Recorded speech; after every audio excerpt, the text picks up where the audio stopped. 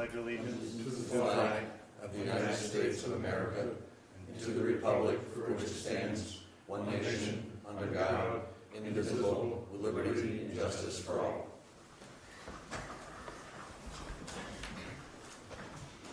Okay, we're going to open up with public comment. Item number 3.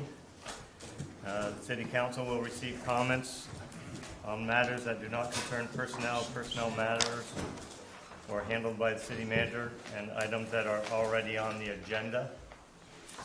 We would ask if you have comments, you limit them to 2 minutes. Come up here, sit at the table, and give your name, and we'll go from there. So are there any individuals who would have public comment? Ryder, if you want to come on up and sit.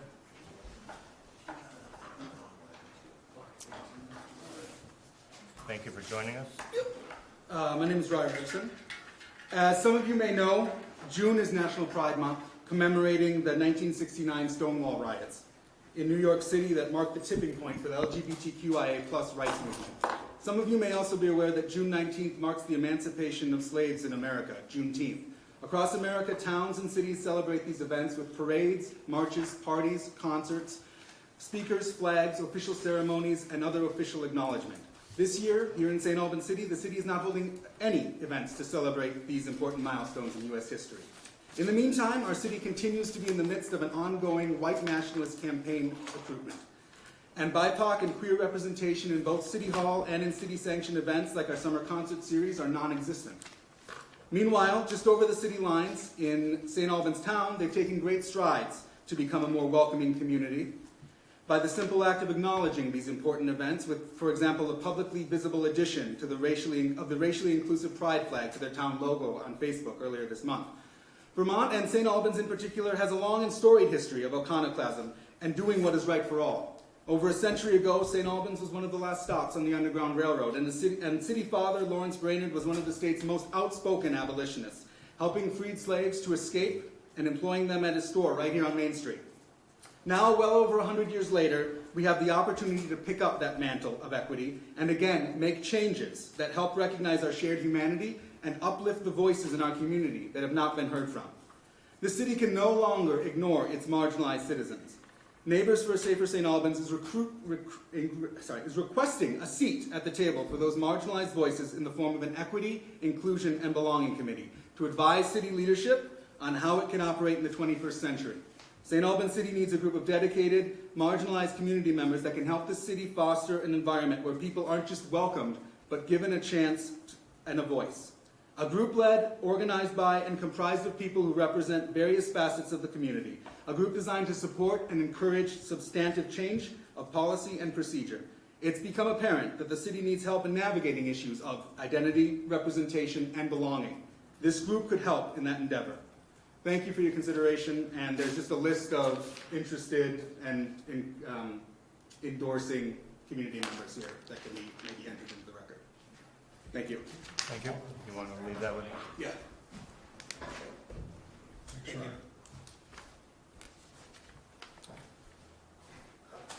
Come on up.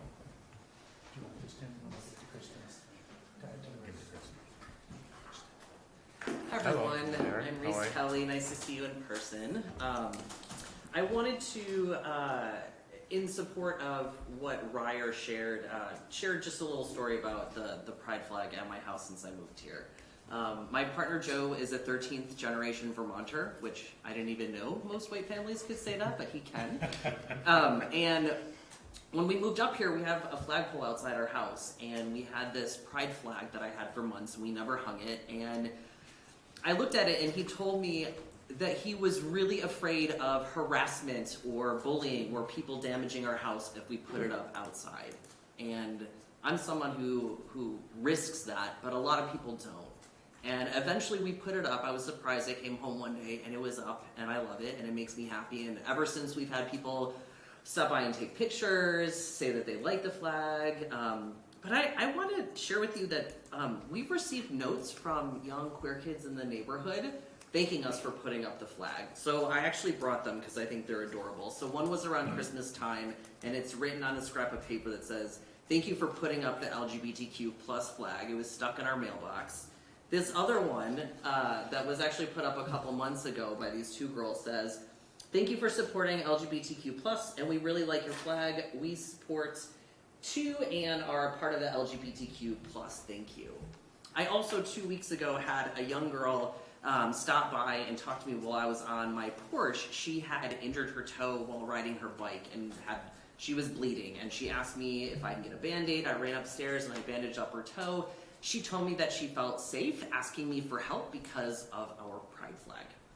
She gave me this adorable rainbow bracelet, which doesn't fit on me because it's too small, as a gesture of thank you. And I want to bring this up because I think that there are some things that are small but actually have a really significant impact on our community. And I also bring it up because I get that, these kids get that, but not everyone gets that. This flag is specific. It names in a symbolic way who we are and that we recognize each other. And it means a lot more than sort of broad gestures or welcomes. And so I just want to end with one of my, with a quote or a point from The Office that I actually think relates to this, which is one time when Michael finds out that he's bankrupt, Oscar tells him on The Office that he has to declare bankruptcy. And so Michael yells out loud in The Office, "I declare bankruptcy!" And Oscar said, that's not how this works. So I offer that to you as, in your declarations, are they as empty as Michael's declaration of bankruptcy? Or are they as specific, meaningful, and connected and brought to you by the communities you want to represent in the way that this brought meaning to these students? These kids. Thank you. If you don't mind me asking, where do you live? I live on Messenger Street. Can you leave those notes for us? For just, Yeah, just I would like them back. They've been on my fridge, but you can take a look. I would dare say one of those girls is my daughter. I was going to say, it looks like Smith handwriting. Those Christmas notes got them, gave a lot of good feelings to many. It wasn't just yours, but many others. So, anyone else that would like to make public comment? Thank you for that, by the way. So I just want to, Ryer, to your point, we have a couple things that, is Lisa here yet? Yeah. Oh, there. Lisa's gonna, one of the questions I have for Lisa is a display that the museum's doing relative to the Underground Railroad. We'll be getting an update on that. That's something that the city has paid for. And to your point, Reese, we are committed to this, and we hope to prove that in coming months. So, any other comments?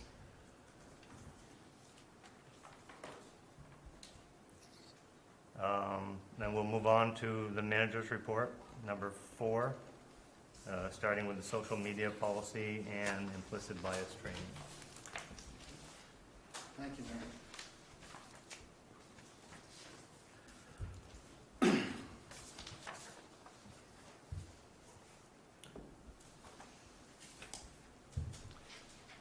The reason we don't allow employees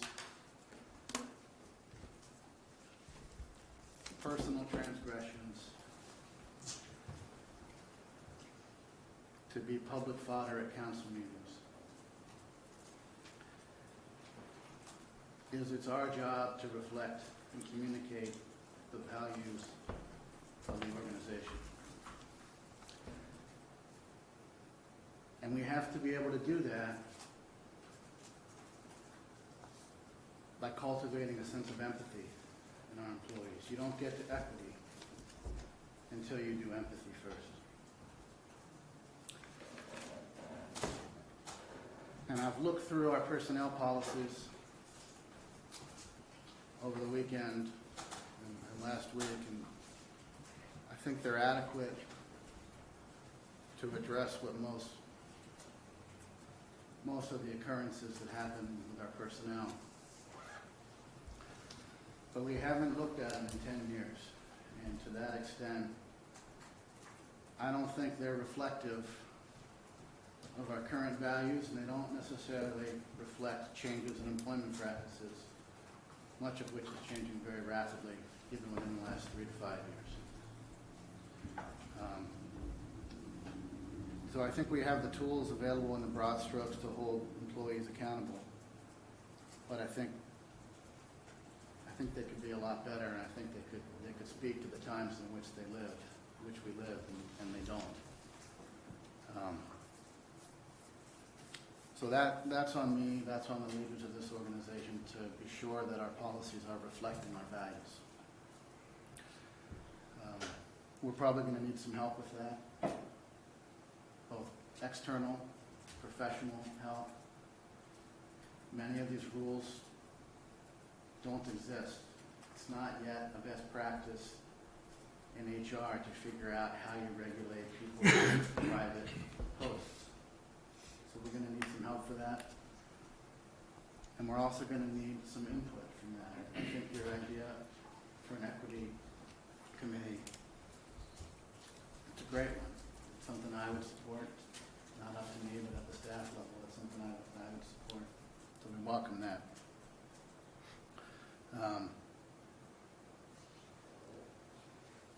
This conversation has to stay on the policy level, not on the employee level. And it'll be tempting for all of us to dive down to that, but that's really not something that this board engages in.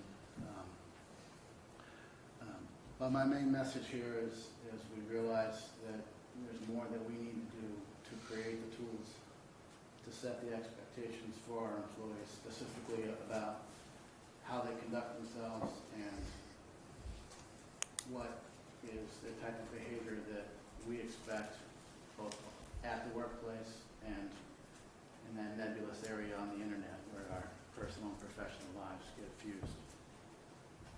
So I'll take that on. That's my job, is to be sure that we get those tools in place. It's ironic that the situation that blew up over the last few days occurred at the same time that we were working with a group that we've assembled to figure out how to respond to some of the hate speech in the neighborhood, in the city. And for many months now, we've been trying to figure out how do we respond to the Patriot Front activism. And the best way to respond to speech, hurtful speech, hateful speech, is with positive speech that reflects your values. One of the tactics of the Patriot Front, incidentally, is to try to provoke a response from the local government in which they conduct their activities. If you Google them, it's a tried and tested method of theirs to generate funds for their activities by provoking a reaction on behalf of the local municipality. But one of the things that's important, I think, for municipalities to do in the way that we speak around values is through symbols and through programs and through money. And so to that end, one of the ideas that the committee came up with was the welcome banner that we have over the city. And some of the religious folks that were with part of our committee were looking at the welcome banner and some of the ideas, and sort of organically out of this group, the idea generated to expand that, to say it's not just welcome, but all are welcome, which is a traditional hymn. And ironically, it was a similar campaign that our downtown board had been after a year ago. They felt a similar desire to express where they stand, and they were on a similar path. So we're suggesting to the council that we make not just a one-time change to our logo for the rainbow for the month, but that we rebrand the entrance to the city with this logo and this graphic that clarifies that all are welcome here. So both of those themes, there's a lot of overlap between our desire to be explicit about our values and get the tools in place to hold our employees accountable, and to also develop the symbols that would speak to the community at large about where we stand and more than, we get a lot of feedback that it's not just about banners and posters, you need to do something more than that. And, when I ask folks, well, okay, what is that thing? The menu isn't always forthcoming. I think the equity committee is a good first start, but some of the faith groups that are active in this group with us, this working group, have suggested maybe there's a way to do some food events that help bring different cultures together and allow people to communicate and connect around food, and maybe that could be paired with some community conversations around these themes, both of pushing back against the Patriot Front and some of that speech, and also the desires around equity and belonging. So that's something that I think that we can help support and facilitate and fund, but it'd be good to have some participation from folks outside of City Hall as part of that. Those are my thoughts. I welcome any input, direction from the council or the public. Questions, comments? Banner okay? That work? Yeah, seems fine. I like the direction we're talking about now, so. You're just doing over the street banners, or what about the light banners? We can look at the light banners as well. So the light, it's a good question. The light banners have words running down the side. And 10 years ago, when we did those words, we were limited to 4-letter words. None of my suggestions made it on. But our values then were really focused around community vitality, right? And so they were stay and shop and dine and things like that. And to the extent that the values of today go in a different direction, I think that's something we could look at as well. Both permanently, those banners are, we have 3 or 4 sets that rotate in and out over the course of the year, and then also seasonally. I think it's a place where if there's specific events, we could have short-term banners go up. We haven't quite figured out the best way to do the event banners. We haven't found a design and a manufacturer that can quickly make some that last as long as we would like, but I think we can figure out the operational aspects of that. Michael? So, Don, kind of related to this,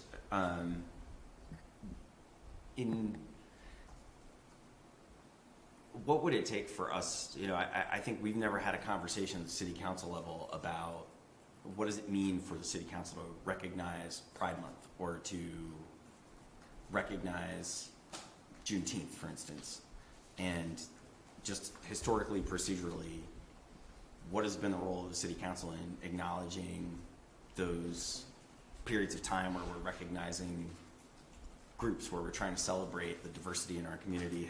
Is there a precedent for that? Because up until very recently, I never thought of that as a role of the city council, and we have heard people here today and this conversation, especially in light of the town.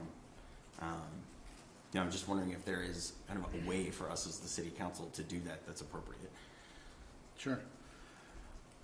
Well, the council meets monthly, right? So, we've got a couple of special meetings there, so 13 to 15 meetings a year. And in that time, it can be hard to see things that are coming forward. And we're a pretty small crew. We don't have an events coordinator, for instance. Some communities do. And we've never looked you know, at most of the things that occur, all right, so, you know, what are the big events in the city annually? The festivals, right? Yeah. You know, obviously we got the Maple Festival, Festival of Trees. you know, so what are they? Festival of Trees, Maple Fest, what else? You have the wine and cheese in there. Wine- Yeah, You got St. Patty's Day Parade, Halloween, tractor parade. none of those are led by the city. All those events that people see in the city as reflecting culture in the city are citizen-led, community-led events that the city partners with, but it's not our event, right? And so it's a bit of a turn to say, all right, what are going to be the city events, right? You know, that's a, you know, and what that means is, so that's a budget issue, right? If, you know, if we're gonna, so typically, we've been a partner. We've done a proclamation, we've helped promote, but we haven't organized. I mean, that takes a lot to pull off a good event. So, you know, if the council wants that to be part of the program, that's a conversation that we can certainly have. But to the extent that there's folks in the community, the reason we have a Maple Fest is because there were a bunch of people in the community who came forward and did it. The reason we have the tractor parade is because the co-op did it. So, you know, to the extent that folks really want that to be a priority, that's an option. Thanks. And to that point, Dom and I spoke about that on, what day were we, last Thursday, Yeah.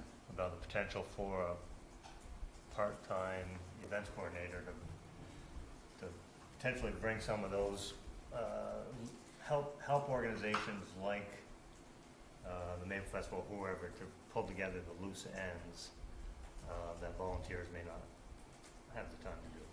So that would be something that when we talk, we need to set a date for our strategies and goals, but to include that and see what the level of interest is for an events coordinator.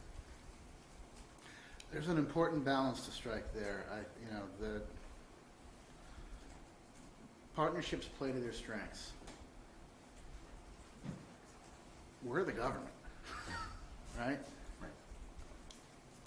Our strengths aren't necessarily in pulling, you know, there's a richness of those community-led events because they're community events, right? And we want to be careful about taking those over and having them all become city events, because inevitably they begin to have the same look and feel, and you know, there's a role for some logistical support in making it happen, but I think the fact that they're community-led is an important strength.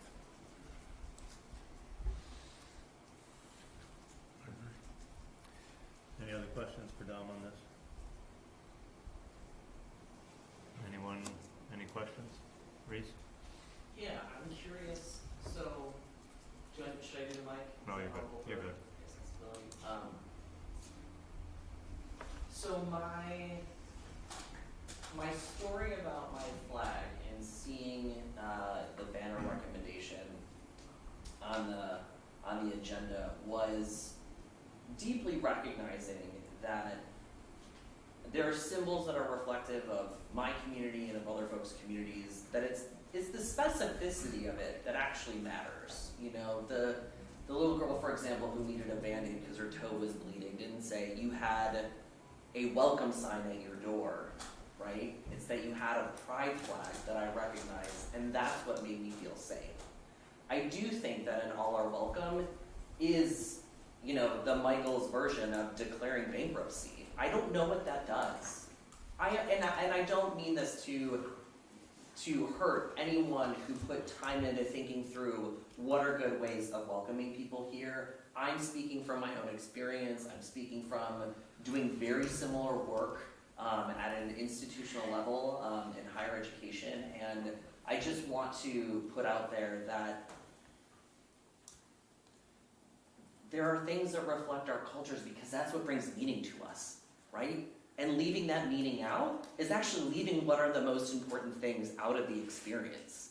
You know, I'm gonna look for things that show me that it's welcoming, that show me that they connect and understand the things that are unique and different, not about everyone. And I know that, I think that that can be hard to understand and grapple with when you have not been a part of a small community, really seeking out others like you in a sea of everyone that kind of looks the same, right? And so I just want to acknowledge that the impetus behind the banner is really important to acknowledge. If it's about addressing that we have white nationalist recruiters in our community putting up stickers, why don't we address that and having things that are racially specific? Why don't we have a Juneteenth banner or flag that's up? Why don't we have a Pride flag or banner that's up? Why don't we have like a Latinx Heritage Month flag that goes up? Like, that is okay too, and that is actually, from my experience, again, only speaking for myself, that is more meaningful because it speaks to my experience and why I don't feel like I belong in this community. Everything else feels like it's empty. It feels like it is helping you feel like you're helping me belong. It doesn't help me feel like I belong.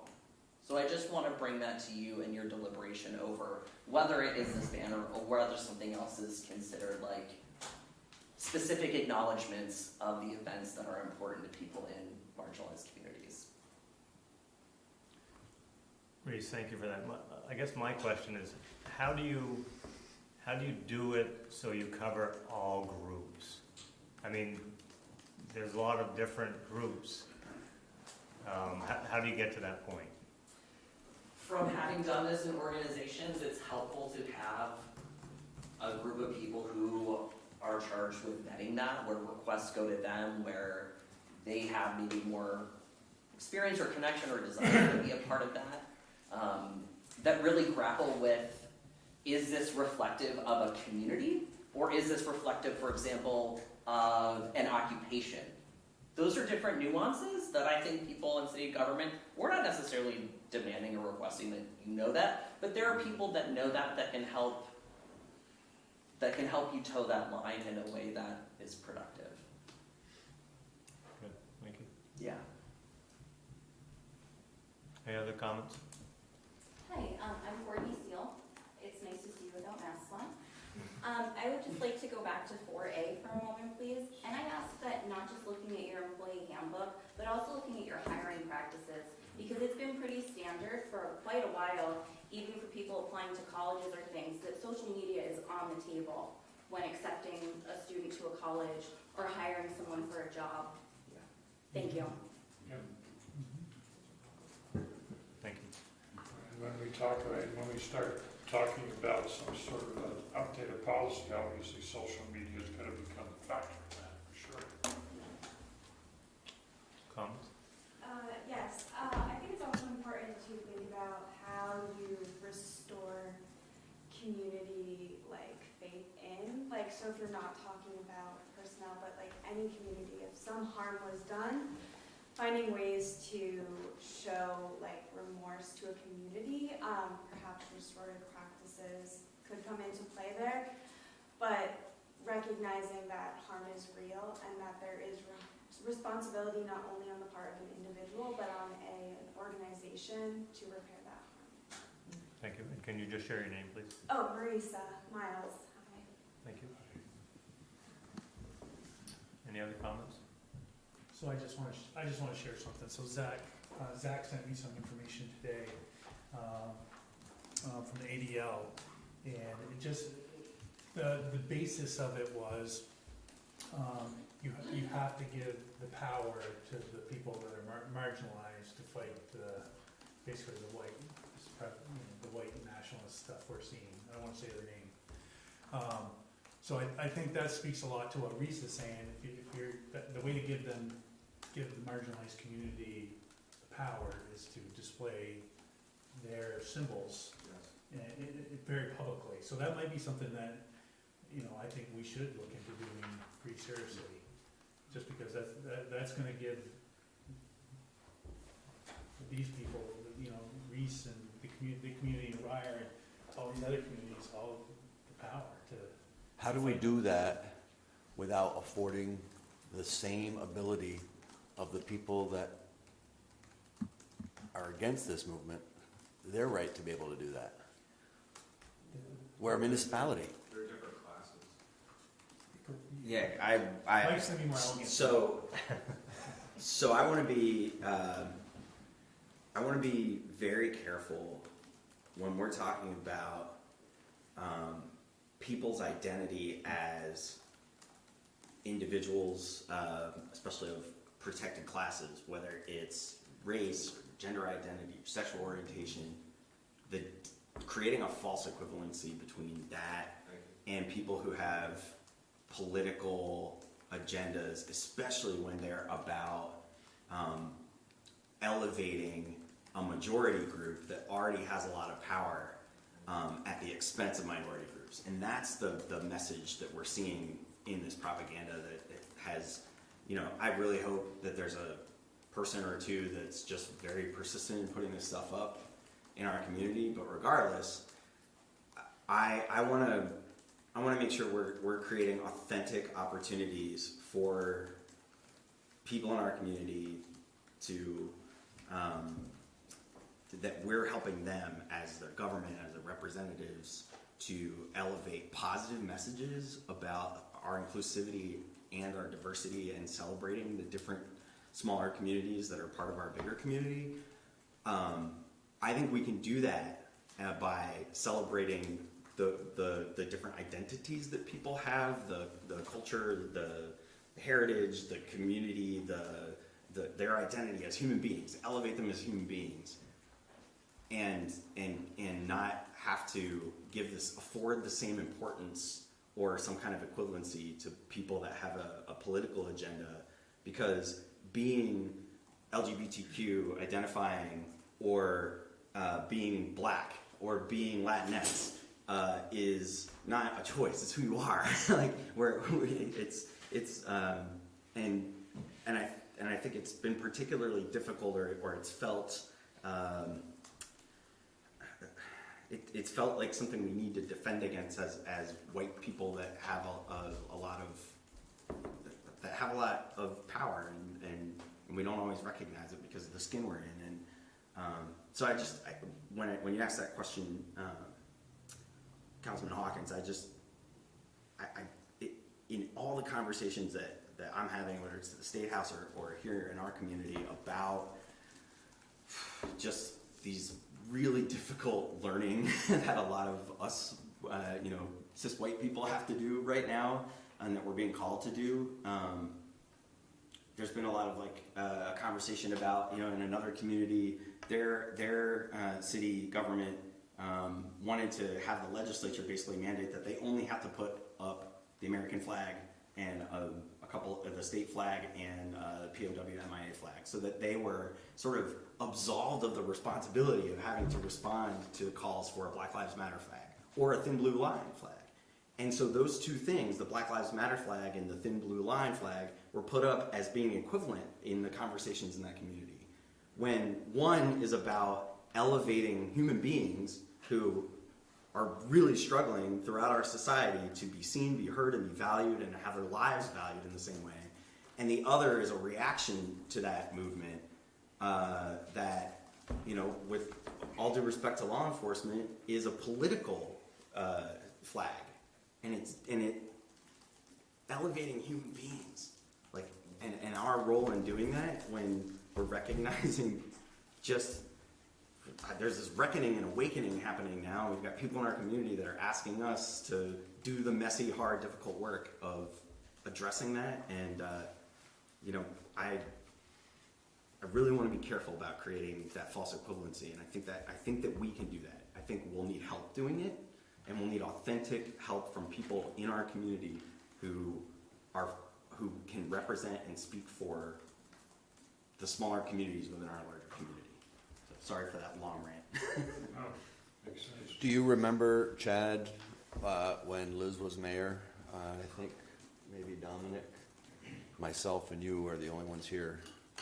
When that person came up and wanted to have a constitutional day in the park, That's what Dom was talking about. I can't remember. and then she wanted us to have a day every year I was, But you were on the council, Jim? And I forwarded a couple of questions to her, why it looked like it wasn't an invitation to everybody. And we disallowed that. We didn't allow that to happen because of those underpinnings. And there was a group of people, 20 people or 30 people that said, hey, it's just about the Constitution, and it's a very easy document to read, and it's easily understandable, which we all know is not the case. But we know what the underpinnings were to that. And they couldn't answer those questions. And Liz agreed, as the majority, as all the council agreed, that we were not going to have that event. Yeah. I don't remember, I don't remember that, Tim, but Yeah. I'm not saying it didn't happen. Yeah. For me, like, I look. It was Linda, when Linda sound off, Linda came Yeah. and she wanted that. So, I'm not I'm not a marketing expert, I'm a white heterosexual dude, I mean, I'm all the things that, I have no knowledge, I am ignorant to all things just about. But like, when I saw the banner, the one thing I was like, what would make it just easier for me is to keep it all the same, but the lettering was black, brown, the rainbow flag, and trans flag at the end. That's, it just changed the color of the lettering to a different color each letter. I mean, that was a simple thing that I saw that I felt like could make a big difference. And, when we talk about all inclusive, it's all there, all the colors are there, so. I don't need propping up, I don't feel like I need propping up, I'm propped up enough in my life, so. I think if someone feels like they need propping up and they're a white heterosexual dude, they gotta do some soul searching.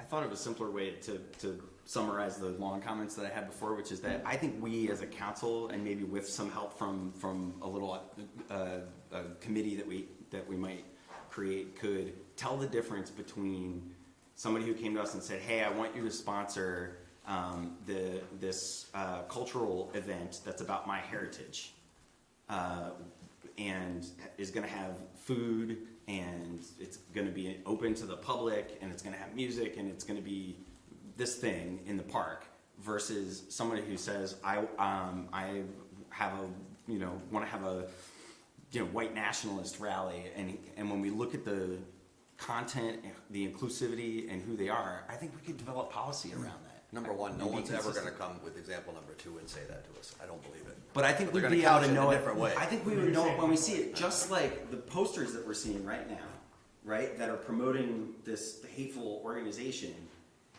On the surface, it doesn't look offensive at first glance to most of us. Like, a lot of us know what it is and can recognize it for what it is by just peeling under the surface a little bit. And I think we could develop policy to be Well, consistent. why and couldn't fair. we do what you said in example one? We've had block parties in our Sure. city.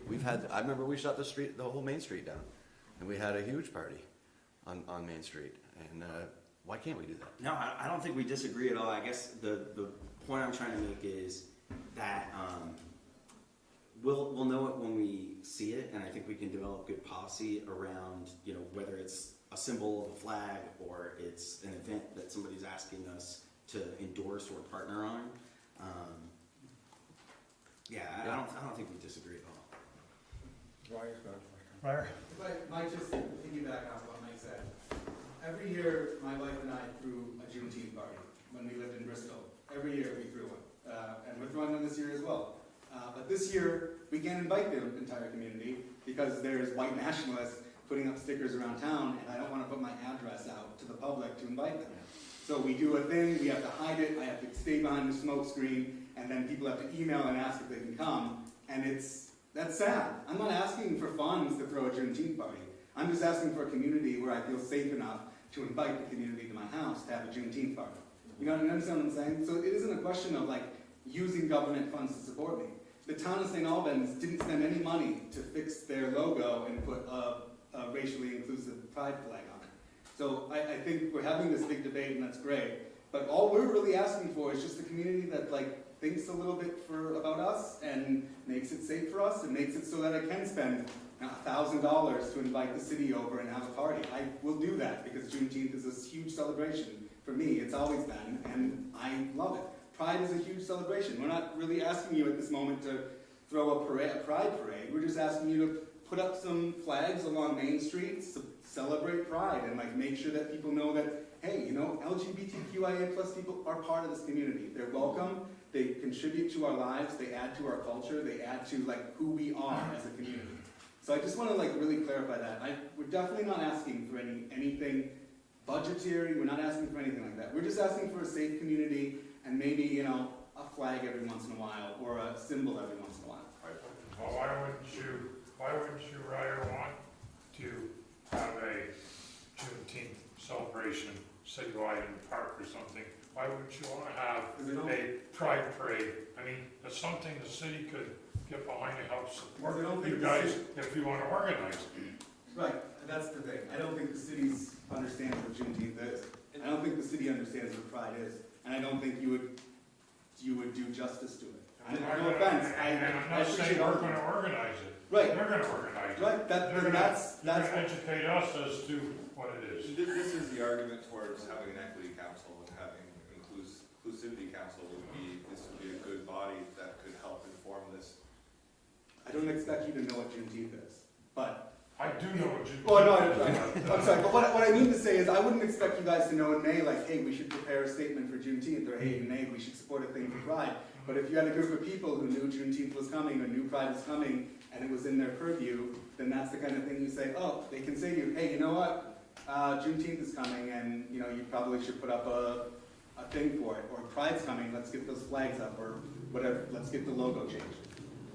I mean, I can't speak for the council, I can't speak for the city, I can only speak for me, and I'm just brainstorming, but, you know, obviously, a banner, we can't do everything on now on one banner that goes across the city, but what if we had flagpoles in the park, and put a pride flag up one month, put a Black Lives Matter flag up, something to show that the city supports us. We do in the winter time, we have menorah, we have we have different religions. But why can't we do something like that here to show that the city is supportive of being all inclusive? I mean, Symbols mean a lot. Symbols mean a lot. yeah, that's what I think. So- Anyone want the last word? We need to move on here. Tim, I need to clarify, sorry, go ahead, sir. I just wanted to have a short note that my name is Jeffrey Nelson, and I ran up against what amounts to bigotry 3, 4, 5.0 recently. Every time we have standards, the groups learn, and even though nowadays they're saying the quiet parts out loud, plenty of them are, guess what? They're always going to develop these new terms. I learned more specifically, I knew in the back of my mind what a globalist was, but that's one of the new catchphrases for anti-Semitism and impugning our Jewish brethren worldwide. But I just wanted to encourage, sort of stressing what people are saying about getting more advice, brushing up, having people whose focus is on finding out what those, staying on top of things, because some stuff is obvious, and I'm sad to say that it's too obvious, some of the stuff that is not being done something about, but other stuff takes research. Appreciate that, thank you. Don? The all or welcome here wasn't designed to be a substitute for Pride Month. Pride Month will have come and gone by the time this is up. It was a totally different effort to try to find something that was more foundational and more overarching, that unified all of it. And we're taking some heat for not being intuitive and to see this coming. At the same time, you're saying we wouldn't expect you to know, and we'd like to help. This whole conversation 2 months ago was an entirely different conversation, right? Right now, we're back on our heels, being told to be more like St. Albans town, which never happens, right? You're really kicking us where it hurts. And then it's a timing issue, you know, this is, 30 days ago, we couldn't sit in a room and talk. And now we're able to sit in the room and have this conversation. And the whole framing of it is, boy, you guys missed it. And, okay, I'll accept responsibility for not being in tune enough to see it coming. And that's probably my privilege and my power that gives me that luxury.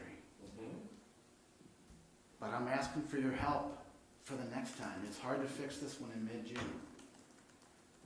But if there's something else coming up, I'm giving you the opportunity to say, let us know, and that's something we can work on.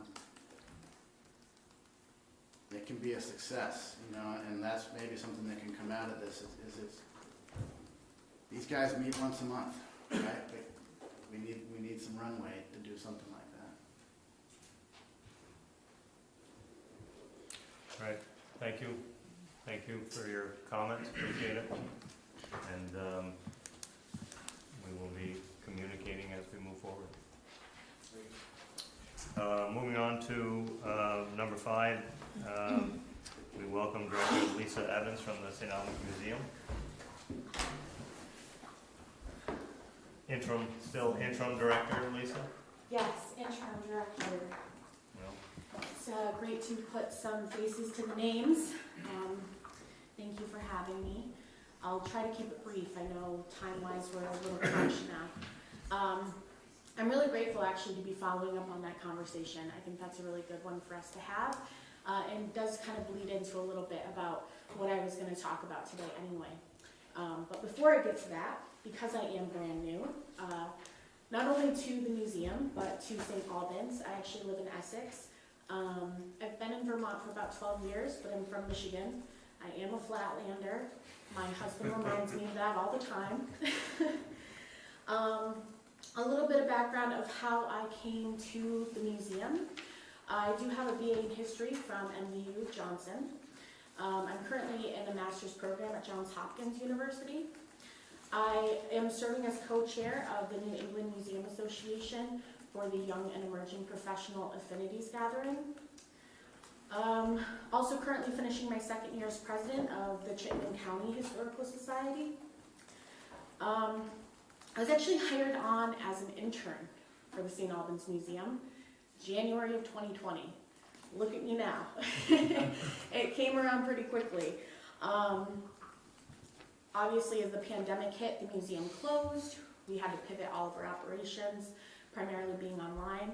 I'm sure you're all very well familiar with my predecessor, Alex Lenning, who's fantastic. He's absolutely my mentor. And you know, I'm trying to kind of fill his very big shoes. Not literally. Now, again, I started as intern. By the end of the summer, he asked me to stay on as the associate director of collections and programming. I had stepped in during the pandemic, and I was doing a lot more, I guess, heavier tasks than I was brought on to do as an intern, and I fulfilled that need. And by February, when Alex was leaving, he asked me to stay on as ED, and the board wholeheartedly, unanimously agreed that they wanted me to fill that role. So again, big shoes to fill. Alex has done amazing things with the museum. Not only Alex, but even his predecessors have set up the museum in such a wonderful way to be an integral part of this community.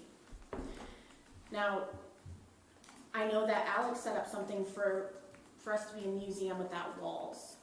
That is one of the biggest challenges I'm trying to do right now, is to continue what we've started. Now, during the pandemic, it kind of hit us hard, all of us, obviously, but the museum couldn't be open. We had multiple challenges. Our ventilation system was poor, so, you know, even with putting up, you know, the plexi wall glass, things like that, we still couldn't be open because we had no outside airflow.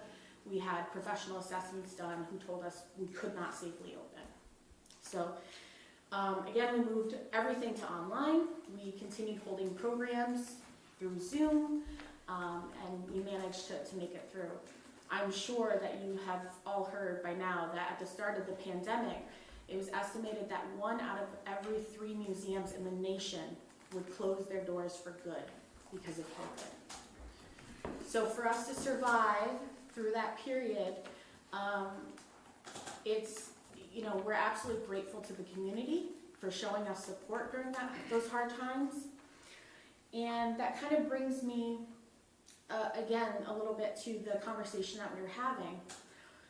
Now, I want to thank the city for providing us the funds for what became one of those Museum Without Walls projects. We have, actually Alex, before he left, he started a new committee, the DEAI, Diversity, Equity, Accessibility, Inclusion. And that new committee is meant to encompass everything that the museum does. And if I'm honest, everyone in the museum, we are all white. Primarily, everyone is over 60. And we do not have the right perspective. If we want to see these things through, we need to make sure we're seeing them through a new lens. So we want to bring the community in. We want them to be a part of what we are building. And we want to expand beyond our walls. So again, the city was graceful in giving us the funds in order to create what we originally were calling the Finding Freedom exhibit. And this exhibit was exploring Black history in St. Albans. It was brought up earlier that we were a stop on the Underground Railroad. It covers that. We talk about Lawrence Brainerd, who played a part in that, and some other key figures from Black history in this region. And again, we do not have the proper lens to tell that history. We have lots of history in the museum, don't get me wrong. We have so many documents, we have so many, you know, we can rifle through all the newspapers and we can pull out photos. And you know what? We haven't come across a single photo of any of these key Black figures that we're putting this exhibit on for or about. Not a single one. So when we started doing the research for this, we realized that we can talk about the history. There's not a whole lot to show for the history, not a lot of visuals. So in this exhibit, we are exploring the history of Black Vermont, but we're also exploring the void of Black Vermont. Why isn't there as much history as we know there is? Because we have the documentation, like, you know, we have photos from the 1800s, tons and tons of photos, but none of Black history. So that's something that we want to address, is why is the museum currently lacking on this diversity that we know exists? Where is it in our history? So we are addressing all of that in these panels. Now again, following that Museum Without Walls, I guess, movement that we're trying to create, these are going to be 4 mobile panels, retractable banners. They're about 6 feet tall, about 3 feet wide. And these panels are going to be able to travel to schools. We're also currently doing, we started this year doing pop-up exhibits at the Bay Market Farmers, or the Bay Park Farmers Market. So in which actually we've been there, last week was incredibly successful. We've gotten a lot of attention for the museum. So we're going to be able to bring these panels out into the community and bring education to the people, bring history to the people. So I just wanted to kind of give you an update on that project. We are nearing the end of the development stage, and we are getting into, well, we're getting quotes from printers. So we're going to have those designed and printed. They're going to be done by the end of summer, and we're going to be able to start bringing them to schools right away in the fall. So we're arranging for that, which is also a wonderful thing. You know, I know we've all heard that as of tomorrow, all restrictions are lifted, thank goodness. So I'm hoping that, with schools, we'll actually be able to get in there and maybe bring a presentation along with these banners. Now, I also just wanted to quickly say, the real reason I'm here today is because I'm also, I've applied to be on the Historic Preservation Commission.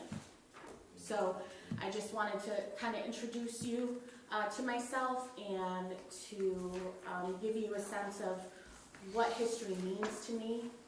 And just, let you, I guess, give you an understanding that to me, even though I'm new to St. Albans, even though I live 40 minutes away in Essex, how much this community has already made an impression on me. The volunteers who work at that museum are amazing. We had some students in today from BFA on a field trip, a special field trip, because our museum is not ready to be open to the public. We have some cobwebs, to be sure. But the students that came in today, I let them know that everything you see in that museum has all been put together by volunteers. These are people who love our community, love our heritage, love our culture. And if it wasn't for our volunteers with that love for St. Albans, we would not have a museum. So that is my largest piece, as I said, to bring the community in, get the community's perspective. We are going to start leading a series of focus groups in July and August. We're asking for people to come in, be a part of these focus groups, and again, give us their perspective. What are we missing? What do we need? Do we have things that are offensive? Again, we might not know. There are things that have been in there since the 70s who, which again, have been put up by primarily older white people. So we want to address anything that we might not know we need to address. And we can only do that with others' perspective. So. So one quick question for you. You mentioned you couldn't find information on so what are you moving forward with to make the banners and whatnot? No, we have plenty of information. We have a lack of visuals. Yeah. Are the banners mostly text, or are there photographs, drawings, and things like that on them? Yeah. So again, thank you to the city for the funding. That is helping us actually get in touch with the graphic designer, so we can come up with some creative ways to visualize these stories. We have a lot of narratives, as I said, from key figures in history. So we have, basically a lot of biographical text, and we'll be able to supplement that with some creative imagery. Talking history, so what history are we talking about? What eras? So primarily the late 1800s. We are going up to, I believe the most recent figure is from roughly 1930, off the top of my head. Yeah. Are you the only paid employee of the library? I am the only paid employee of the museum. Not the museum. Yeah. And it's part-time. Alex was full-time, and Alex was actually the only full-time employee the museum has ever had. And prior to him, we had 2 paid part-time directors before Alex came in, and Alex actually started as part-time as well. So the museum does need to cut back a little bit, and we're going back to part-time. So we're hoping to make that model work. But again, with our volunteers, they're helping make it work. Seems like our museum is in good hands right now. Thank you. So it won't be opening for public activity this summer? So we are doing, again, we have the Bay Park Farmers Markets. That's every Thursday from 4:30 to 7:30. We have a tent up. That's kind of our primary focus for the summer right now as far as activities and events go. But that is generally all that we can do at this time. And what is your time frame on the air exchange or repair? So currently, so what we're looking at, and you know, time flies during a pandemic. A few months ago, we were looking at the fact that if we cannot open without this air exchanger, then we need to invest in it, obviously. At this point, we have talked to some professionals who said that we can now open. Given the summer, we will have to have, you know, windows open where we can, but otherwise with all restrictions being lifted, we fortunately can open without having to invest in that at the moment, but we do still intend to do so in the future. Any other questions for Lisa? Just a quick one. Most people say your public library is the first thing people look at when they're coming into community, and maybe the second, the museum, your local museum. Being kind of a little bit of a history buff myself, I mean, I went to Gettysburg and Antietam on my honeymoon. I think that the museum's very important, and I know Alex worked a lot on some of the deferred maintenance that was there. What's the 5 or 10 year plan that you see now that some of that work has been done and a lot of the archives have been digitized and have, you know, people have access to it now? Where do we go from here? Yeah, well, it's a great question. To be honest, it's always going to be a work in progress. Always, right? Our building was built in 1861, so there's always going to be maintenance that needs to be done. Right now, our roof is in bad shape. Right now, that's kind of our top priority as far as the facility itself goes. It is leaking through the roof onto our bliss room stage. The bliss room, I'm sure you all know, is, you know, our auditorium space and venue location where a lot of events are held. And so that is one of our top priorities, is getting funding for that. And that is something that Alex has actually been attempting to get funding for a few years, as far as I know. So that is, again, top priority. Also, for, you know, just community engagement, that is top priority as well. So that's why we're starting these focus groups. We just recently renovated our Central Vermont Railroad room. So that exhibit is brand spanking new. I hope you all come and see it. We will be opening July 2nd. We will be opening July 2nd. Hope to see you there. You know, it's great. It's a contemporary feel when you walk through the museum, and I hope you're all going to tell me that you've been there every year visiting and you're all members. Okay. It's a different feel than the rest of the museum because we have contemporized it a little bit. And so that's one of the things is with these focus groups coming in, we want to know, is that what our community wants? Is that what's going to bring people in? If so, let's start doing that to the rest of our museum. We are not going to do it to the rest of our museum if that's not what the community wants. I listed my education there in the beginning with my introduction. Throw it out the window. It means nothing. Whatever the community wants is what's going to keep the museum running. So that is top priority. Lisa, thanks for coming in tonight. Appreciate it. Thank you. Okay, we're going to move on to item number 6. Chief Lamont with policy approval request. Hello. Chief, how are you? I'm good, how are you? Good. Thanks for joining us tonight. Oh, thank you. Just 2 seconds away from the agenda, we have some information on the Patriot Front information. If anybody here wants to give me a call, I can have explain it, all the intel we've had on it for the last 2 years. But just real quick, we're equally as frustrated and disheartened by seeing it as everybody here, but I can go into detail outside of this forum if you'd like to get some information. But for tonight, policies.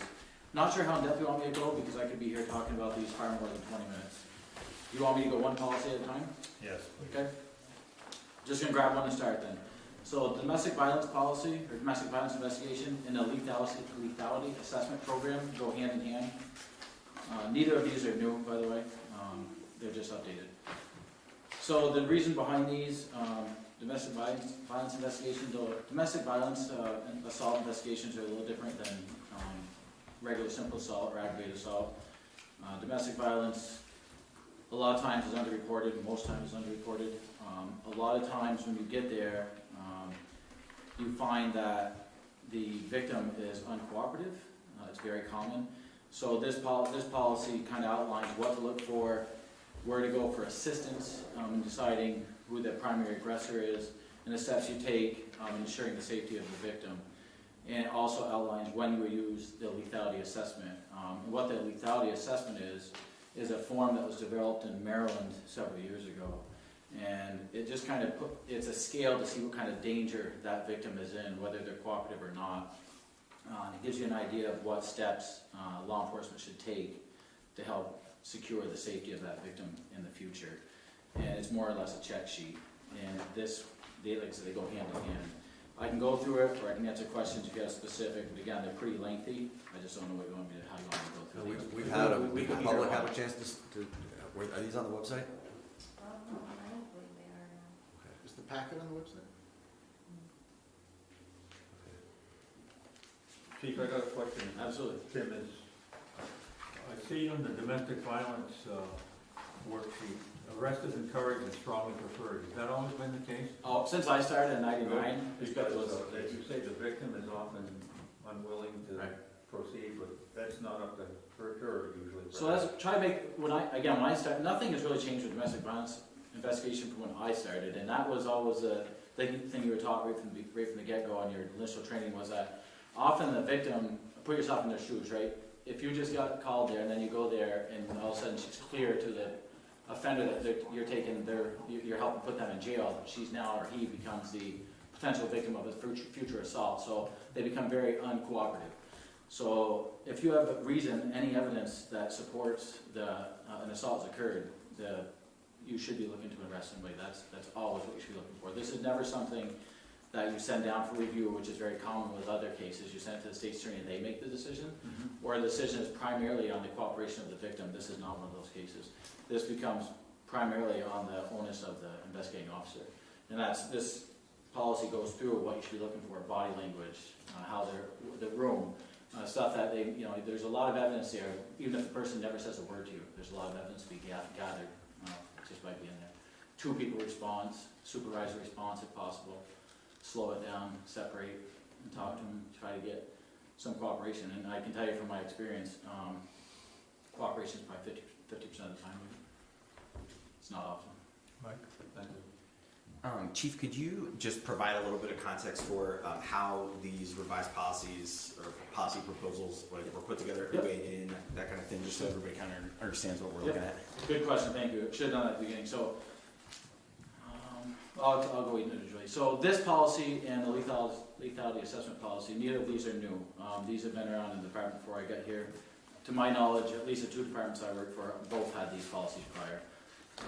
These particular policies tonight, every one of these have been through the police advisory board prior to being here. And then they've also gone in front of any agencies that may have had some interest in these. So in this case, domestic violence investigation policy, lethality policy, have both been in front of Voices Against Violence. They've been in front of our internal domestic violence investigator who has been assigned to domestic violence investigation his entire time with the St. Albans Police Department. So those people have some stake in the game in these investigations, and they're the experts. We're not. I mean, I do these, I've done it for a long time, but I'm still not an expert in them.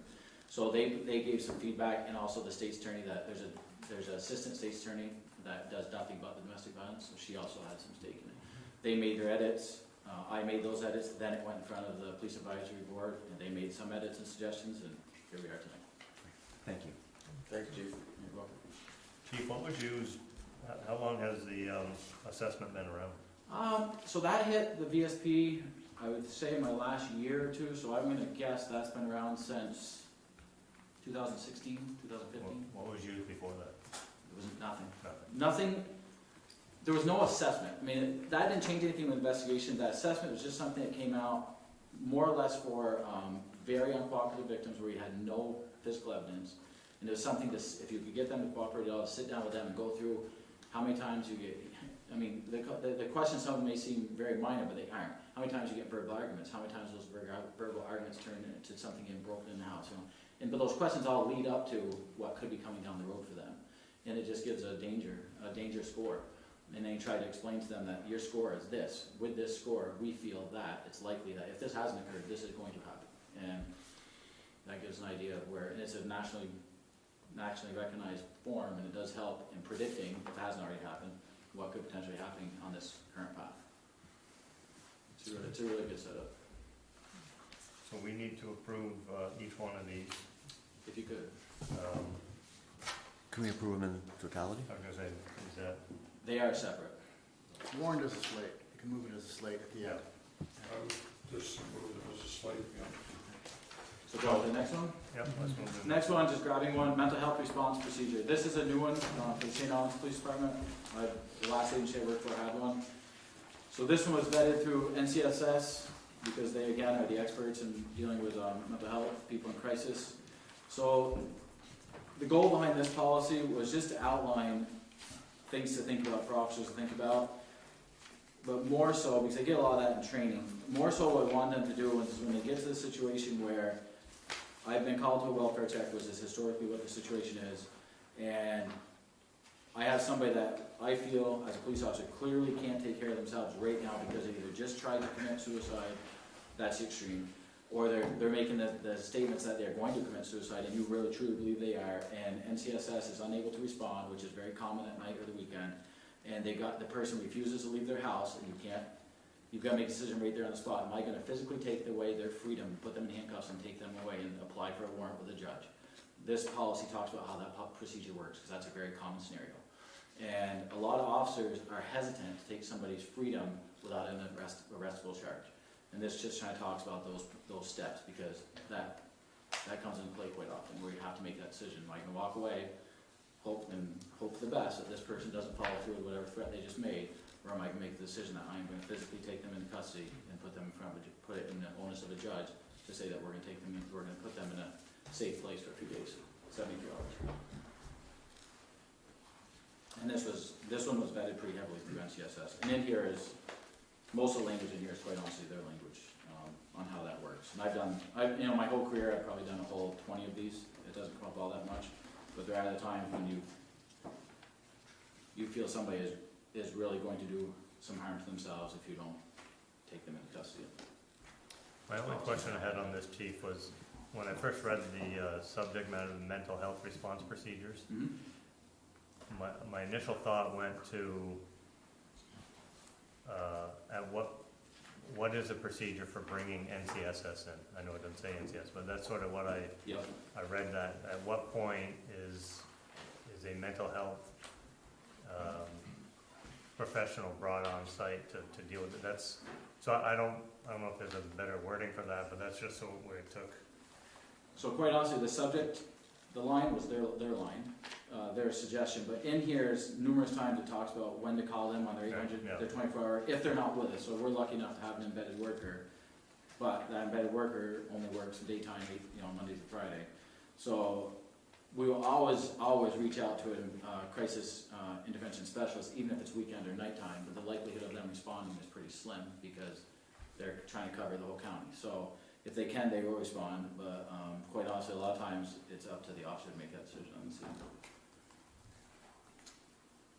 And once again, I just wondered, should this be labeled procedures for dealing with mental health? It can be. As it flip it, just We can. no big deal. I don't mind changing the title. Let's move on to missing person response. Missing person response, this is not new.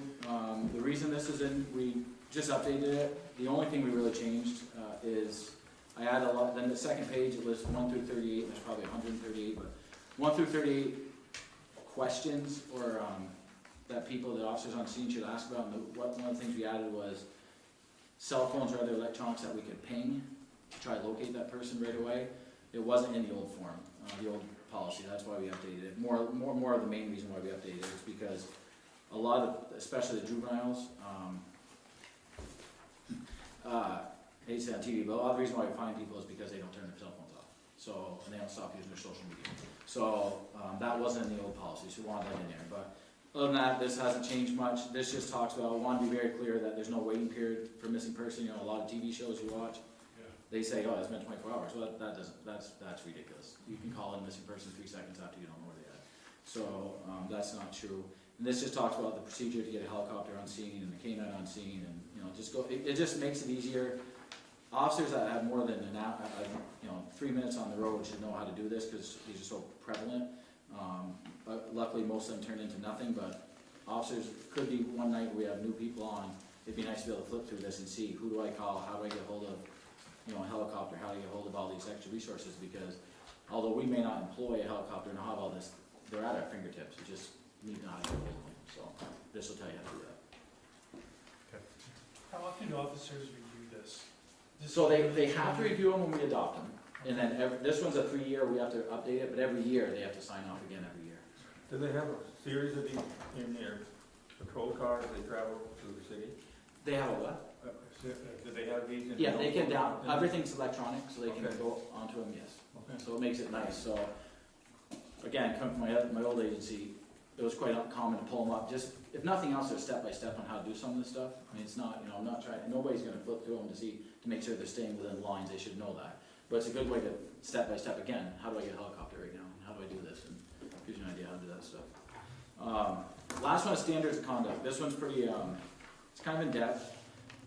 So I'm guessing every PD should have the standards of conduct, or rules of conduct, or however they word it. I just updated this one. St. Albans PD had one that was quite old. The headings, there's general conduct, which covers everything from truthfulness, associations, police conduct. There's the next section, and the first one's got 21 sections. Next one's conduct, on duty, neglect of duty, so it covers when they're on duty, reporting for duty, the general responsibilities, cooperation, courtesy, impartiality. That covers 24 sections. Use of official position, that's the next section. It talks about using their ID for personal gain, bribes, gifts, conflict of interest, interventions when they're off duty. And the last section is completely about off duty, what they do. And that's their off duty authority, conducting business off duty, civil action, or if they're a victim of a crime. And so this one here probably had the most scrutiny from the Police Advisory Board. If you talk to one of them, Jamie Pinkman is the chair of that team that works on these, and I give them credit, they did a great job tearing this one apart, made a lot of suggestions. We took every single one of them. I write a lot of policies, but I'm not an expert at anything. I just do the best I can to wrap things up, and I thought it came out really well. It covers a lot of stuff. This one will go out, as soon as you guys approve it, it'll get adopted, and I'm sure I'll get some serious kickback from the officers, because everything's in here, so it'll be really interesting to see. One thing I mentioned earlier was the, on number 23, the social network websites. Yes, we have a separate social media policy as well. Oh, you You do. So that's a question, Don. If the police department has something in here, and we do in St. Albans City employee conduct policy, does the more strenuous one hold up, or do you update this one, or are the officers not bound by the city employee one, and they're bound by this one? How's that work? Generally, the specific trumps the general, right? Yes. So generally, the officers all fly under these policies. Though other policies like pay and benefits and all that, it's codified, elsewhere. So the general rules, the specific trumps the general, and we would work to align those. Frankly, they're more out in front than the rest of the organization on some of these. Our social media policy was passed, you guys approved it, I'm gonna guess September of last year, just a guess. Yeah. It's now open again, it's in front of the Police Advisory Board again, in light of all the recent stuff, so you're gonna see it again. So even though I have 1 year, 3 years as a review, if something comes up, we'll look at it again. Not a big deal, so you're gonna see that. Okay, good. Probably not for a couple months, because they've got like 5 or 6 in front of them right now. Thank you. Any other questions for Chief? Okay, entertain a motion to approve the slate of policies.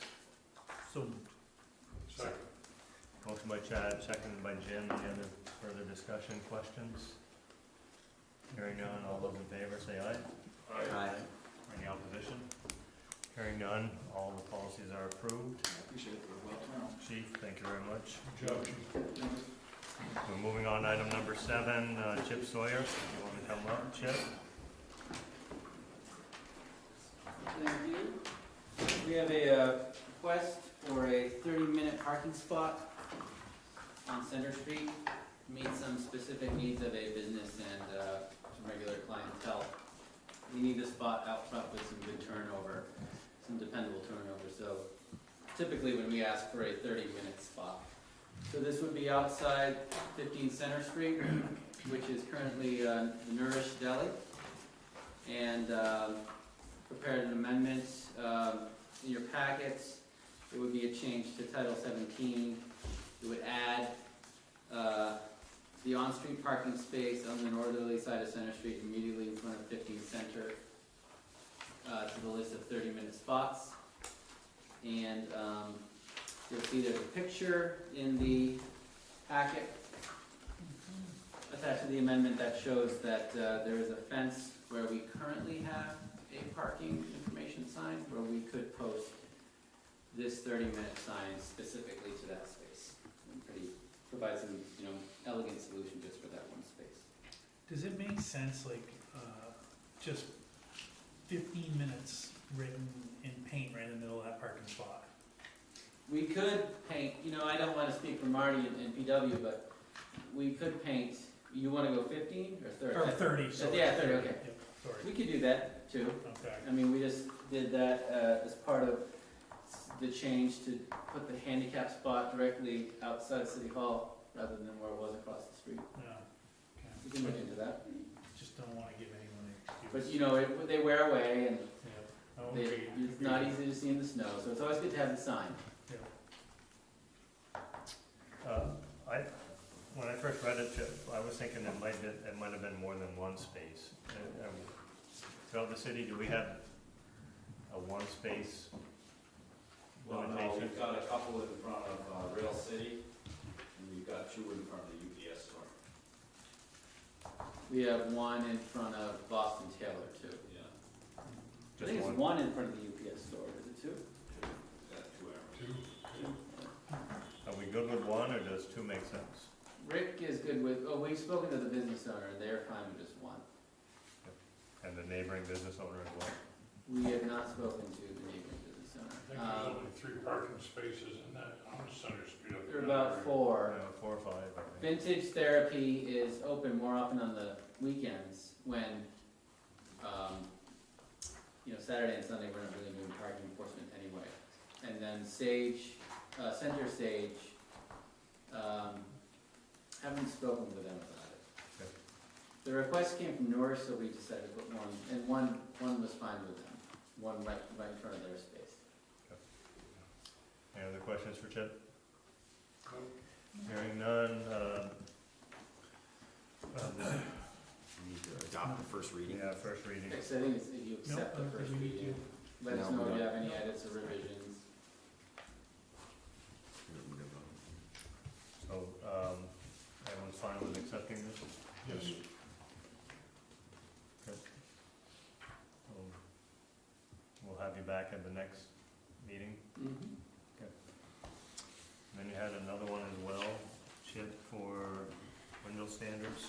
Yeah, responding to some community comments and some council comments, we have clarified, this is a proposal to clarify in the PHSO that the types of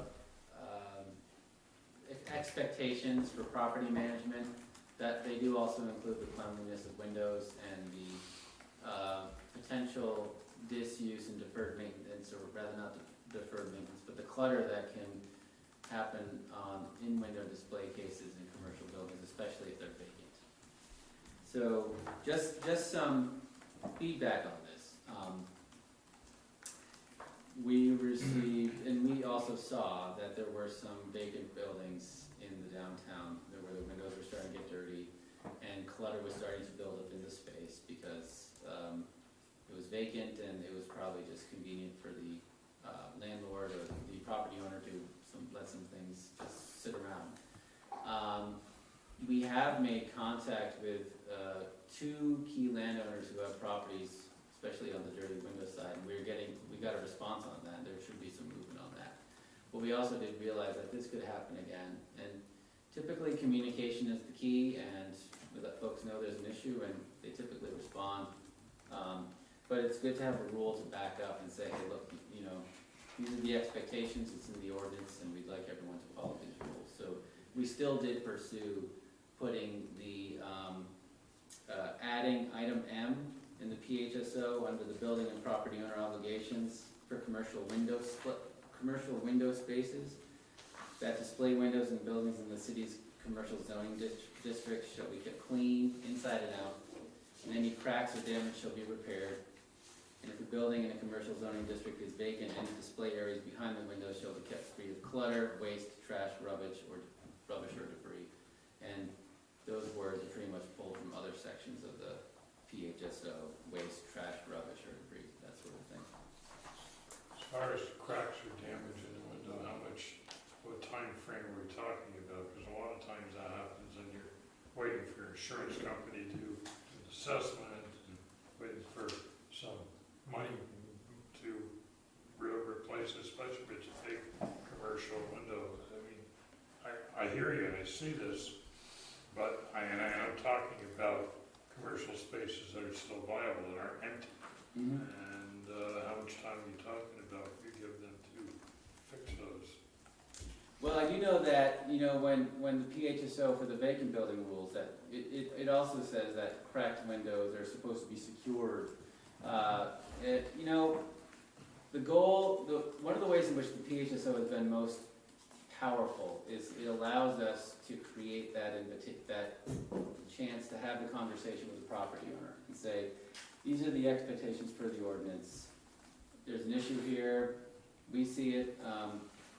What can you do about it? You know, and our goal is not to be punitive, and our goal is not just to collect the fines. Our goal is to get to the solution. So if we engage in a conversation with someone, and they have a legitimate reason that's connected to the repair, and they have no other way of documenting it, then I think we would consider that, as long as they're on a plan, and we would hold them to that plan. But washing it, you know, that's different. That you would expect if, you know, They wash their windows on occasion, right? yes. And, you know, picking up things behind, as well. It'd be good if they could just. I see the biggest problems being empty, vacant buildings with trash or storage, if you will, in the windows. So, Yeah. Any other questions for Chip? Everyone's good with this? So we'll accept it as presented. yes. And we'll see you next month, Chip. Yep, thank you. And you're up for number 9 as well, which is resolution as alternate representative for Kingman Street project. Yeah, Kingman Street project, I'm sort of the city's designee on the project. I could sign off on some of the change orders and other things if we go through this form for at least one of the funders, so we decided to pursue that. Actually, Tom Lights is also an alternate representative, but I'm normally closer to the project and can move things a little bit more quickly. Alternate to who? Dominic is our municipal project manager. Okay. And the city's primary authorized representative on the project. Motion to approve the resolution, Chip Sawyer as alternate representative. Second. I just want to know before we vote, does Dominic really want to give Chip this much power? I thought it was going through a little too smooth myself. I know. I've been down that street 3 times to go to Tetros, and every time I've seen him there. Yeah, it's been a great, it's been a thing. It's certainly been a thing. All right, so We'll get there. we have a motion and a second to approve Chip as the authorized representative. Any further questions? None? All those in favor say aye. Aye. Anyone opposed? Hearing none, motion passes. Oh, yeah. Just, save the top spot. Did V-Trans ask for this, or were you thinking it would help your community relations if you had a little title? Resume. Yeah. Folks with resume. Yeah. Let's move on to item number 10, presentation and adoption of the FY 52 Enterprise Fund budget with We're Tom. doing these 30 years in advance? We're good. For FY 52 rates. Yeah. Did I say 52? Yeah. Just trying to get ahead of it a little bit, Tom. It's all right. You've got all the spreadsheets in front of you. You've got the rates. Why don't I start with the detail of the water fund? And then maybe finish up with the rate sheet at the end. And then Chip can hit the stormwater fund when it's that piece. Well, and the finance committee has already gone through this. Been presented to the finance committee. It's already gone to the finance committee. Let me just hit some of the highlights here. On the revenue side, on water billing interest, the FY 22 number is really reflective of the actuals we're seeing this year. We're not seeing anything dramatic in terms of delinquencies associated with COVID. The state's programs have helped quite a bit, and there's one in effect right now for renters that are 8% below moderate income. And Kristen's working on that every day. Sharon in the office is working on that, so we're taking advantage of all the relief programs we can. But we're still seeing a little bit of increased revenue on our end, which is charges to the ratepayers. We think that'll take probably a year to sort itself out. Down on line 14, we use the term MXUs in here. MXUs are the what we call the smart points, which are the electronic devices that hitch up with your meter and hitch up with our billing system. So we have about 4,000 accounts. We have to install those smart points in every single one. They're typically in the basement. We have about 1,500 done. So there's a labor cost of that, and there's a materials cost of that. So we're proposing on the water and wastewater side to pull from reserves to pay for that next year. And there's probably a few years left to get this totally wrapped up. So is that a replacement piece, or is that a new? A bit of both. So the meters have a battery that were initially rated for 10 years. Most batteries are 15 because the 10-year rating was if your battery was outside. So the old way of reading the batteries, which we still do for a lot of accounts, is you drive through the streets with an electronic device, and sometimes if you can't get a read, you walk up to the house. The new system, we can read from radio antennas we put in a few places, and they actually read hourly. And the cool thing about it is that every day we get an email and the system detects leaks. So Kristen can reach out to customers directly and say, hey, we think there's an issue with your house, you might have a toilet running, something like that. Let's check it out and make sure you're not wasting money. Make sure we're not billing you for, some mistake, which is really a neat thing. And then we're not there yet, but soon we hope to roll out a website where if you've got this new smart point, you'll be able to log into the website, and it'll basically look like Green Mountain Power's website, where you'll just be able to see your historical usage and your bills. So it's a more modern system than what we've had. It's going to be helpful for leak detection on our end. It's going to be helpful for the customers, we hope. But it's a challenge getting in 4,000 people's basements. So we're hoping some of these upgrades will encourage more people to sign up voluntarily. But Kristen's doing the outreach. Marty and his crew are doing the installs. Heading down to the admin expenses, and for Bob, who's new,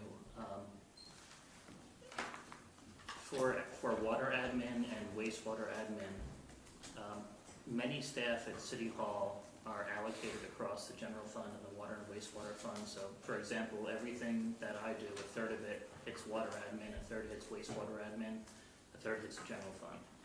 Marty's crew is actually 75% water and wastewater. that's changed a little bit over the years. They were a little more general fund heavy some years back, but they're becoming a bit more subterranean over the years. So we look at that all the time. So you'll see the water admin expenses are really similar to wastewater admin expenses. So salaries are up aggregate 3%. With our new payroll system, we're showing things a little differently. If you go down to legal services, which is line 36, that's again reflective of this year. Just with COVID and some of the impacts, we had higher tax sale fees. We did hold a tax sale. And we expect those fees will continue into next year. So we try to be pretty careful in how we roll that out, and we give a lot of opportunities for payments. And the thing we tell everyone is if you're delinquent, we can work with you, but we need a phone call. Headed down a little bit further to the second page. Line 46, our insurance through the League of Cities and Towns. Behind the scenes, the products they use, the markets are getting a little harder, and so our rates are going up a little bit. Nothing that we're doing on our end wrong, it's just the market is increasing.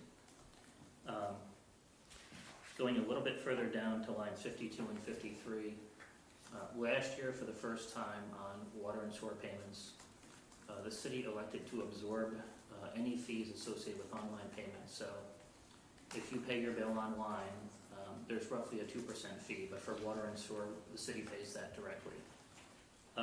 We were guessing, estimating last year that'd be in the range of $10,000, and it's turned out to be quite a bit less.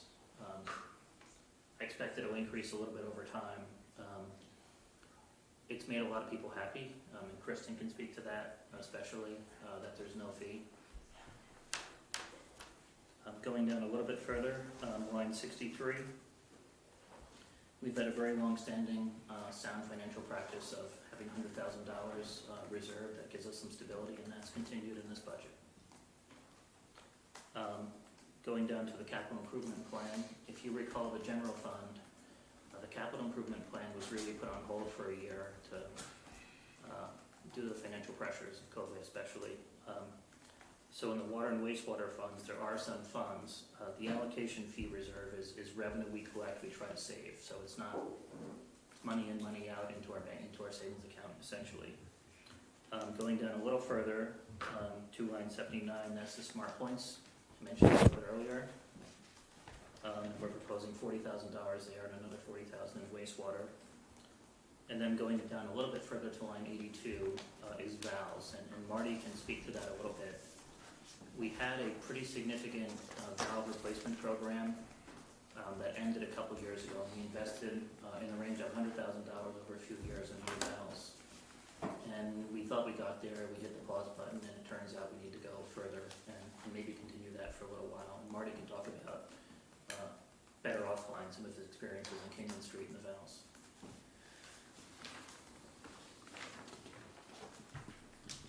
Heading down to the next page.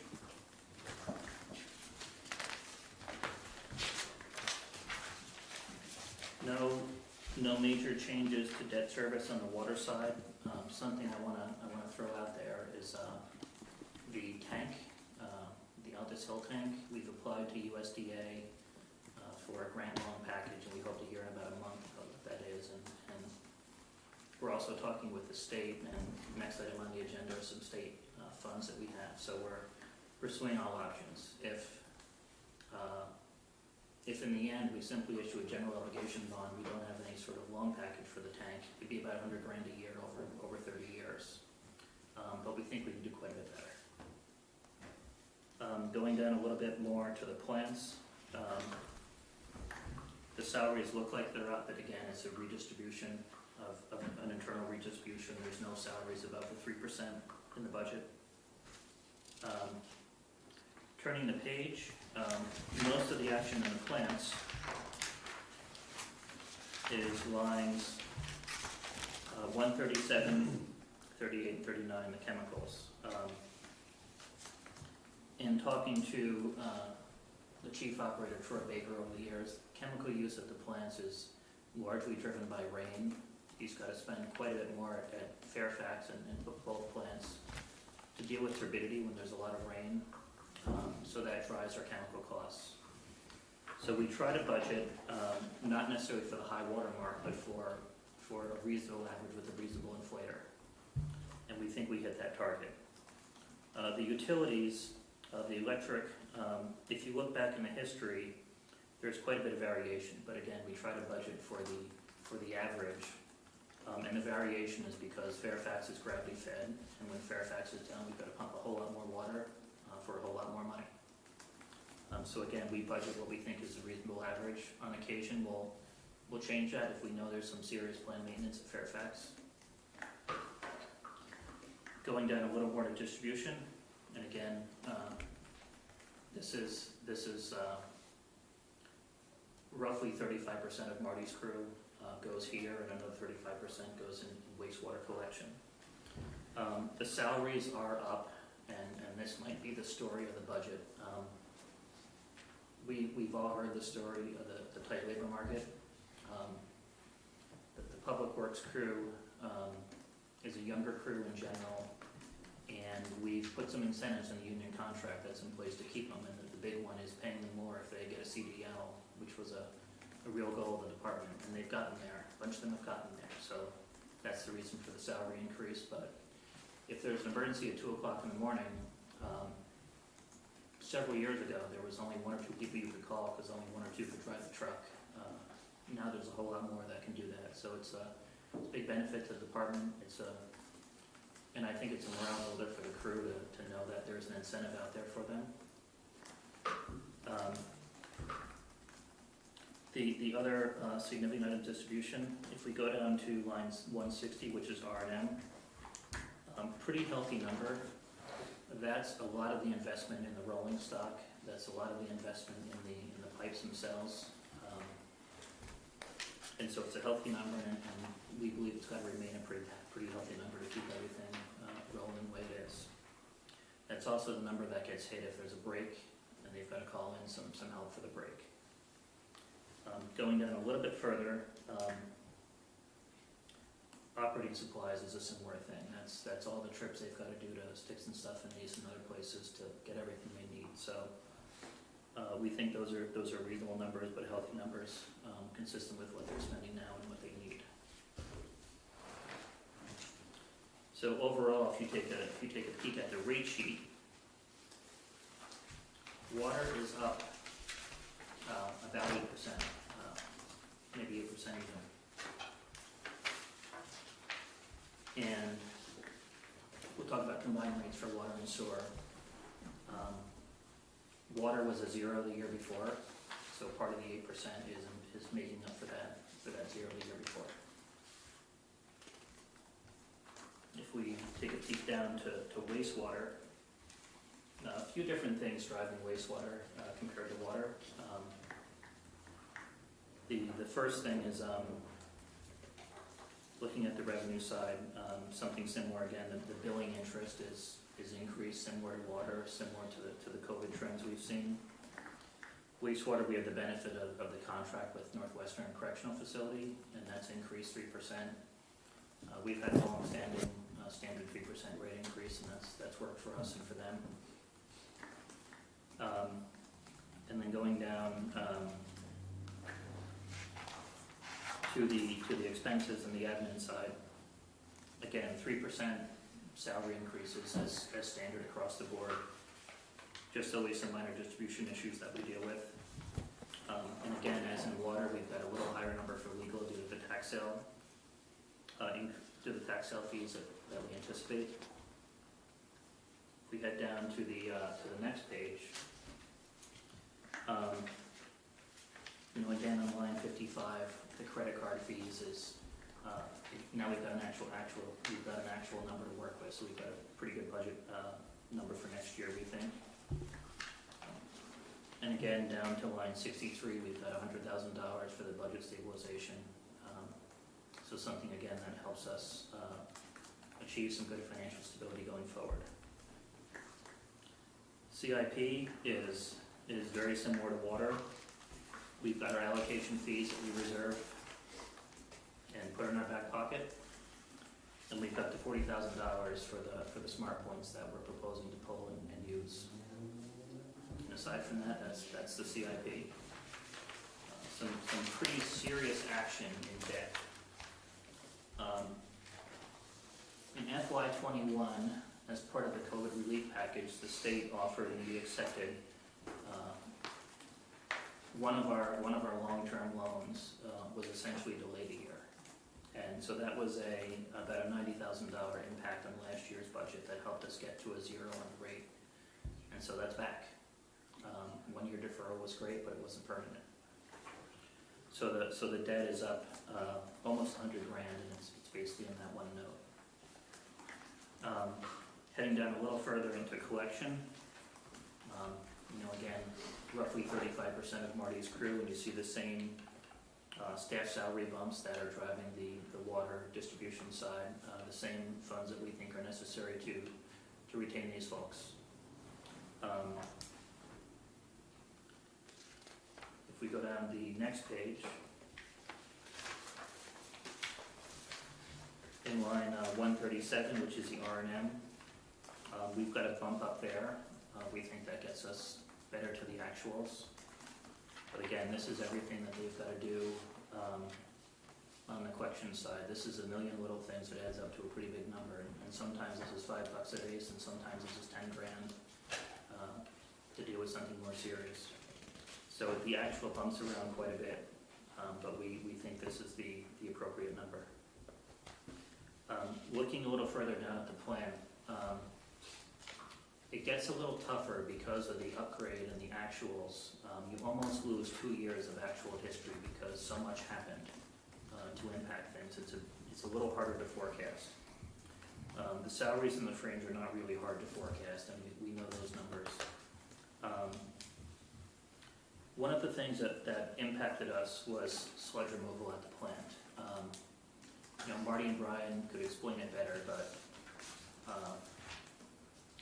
we have to spend more this year, and we'll go over budget this year a bit on sludge removal because of some of the pauses that we had to hit during the upgrade. But we also think that we just need to budget more going forward. The centrifuge there, which dewaters, is basically running 40 or 50 hours a week, and we're keeping pace. But that's about it. So we've got Senasac coming in, and they've got their own essentially dewatering truck to assist. So we think that needs some more financial resources next year and probably for a few years. We've talked briefly with our engineers about any other options, just to make sure we're checking all the boxes to see is that a future capital project? Is that something that we could use stimulus funds for? They've said that no one in Vermont has in essence 2 dewatering systems, but they've also said it's not the worst idea, and so they started sort of playing around with numbers and scenarios a little bit. But in the short term, we just think we need more money, more time to run the centrifuge, probably some staff overtime, and potentially Senasac or Drumac or someone to assist us with sludge removal. Headed down a little further, chemicals are always a really big number, as are the utility costs. Again, we tried to be reasonable in the chemical budget and not necessarily budget for the high water mark, but more for the average. And we think we hit that mark. And the utilities, you'll notice, are a little bit down compared to history, and that's the solar impacting us. And that should impact us for a long, long time. If we go down a little further, not a lot of action in Northwestern. Again, that the staff raises are just that we redistribute sometimes what cost center pays for what piece of which staff person. So standard 3%. Northwestern continues to be a good option for the city, a good option for them. So in wastewater, the back at the rate sheets real quick, the rate increases are more modest than water. And the blended rate increases in the range of 5%. On the stormwater side, the rate increase is more, but we're starting from such a tiny number that it's a big percentage jump, but it's a small dollar jump. So, and Chip can speak to some of the more detailed issues here. A couple of things to call your attention to in the stormwater budget. Line 17 on the expense side, in the general fund, has $50,000 in revenue to better account for all the time and energy that Chip spends and Marty spends and Marty's crew spends on the stormwater maintenance side and the stormwater admin side. And so that $50,000 is an expense of stormwater and is a budget is a revenue in the general fund and reduces the tax burden. So it's more appropriate as a cost here. We do have some funds budgeted for legal services, and that's all related to Chip's planned capital projects and some of the legal services there and associated with easements, land acquisition, those sort of issues. Headed down a little further to line 27. So Chip worked with some consultants and they developed the flow reduction, the phosphorus control plans, and those plans are developed. So there's no need to budget some of the big numbers we had in prior years. So there's a pretty substantial reduction there. Going down, I just want to point out briefly in line 41, we do have a modest budget for trees here. There's also some general fund dollars, $15,000 in the general fund for trees.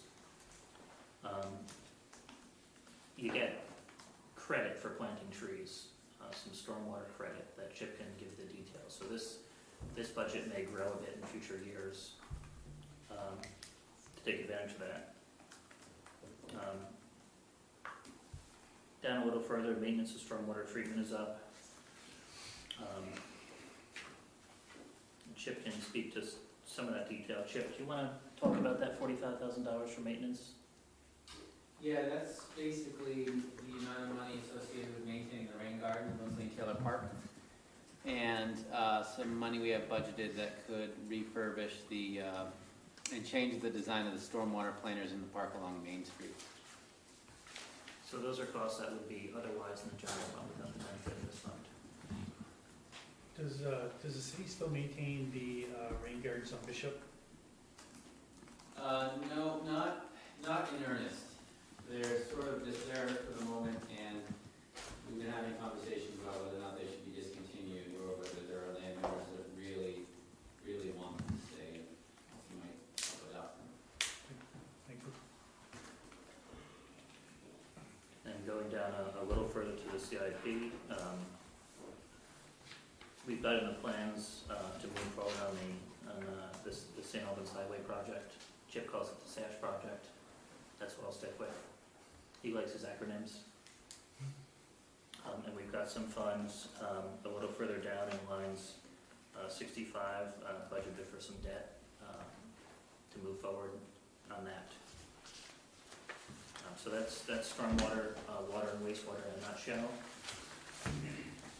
We think the rate increases are as good as we could do, given there was a 0 last year. Any questions? I think I know the answer, but American Recovery Act dollars can't be put towards any of this moving forward. Yeah, they can. No, we don't have a real plan yet. We don't know the exact amounts of those dollars. We know one amount, but there's, of course, the county allocation that's still in the wind, but yeah, they can. But that's a dumb question as to how they're going to be used and what the plan is. Yeah, I think it's early to start programming those funds until the rules come out. And whether you have 600,000 or 2 million, depends how you would spend it too. Right. We just submitted last week the first drawdown request, which would be half of the first allocation. So I believe the first allocation is 600 or 700. So half of that should be in by June 30th.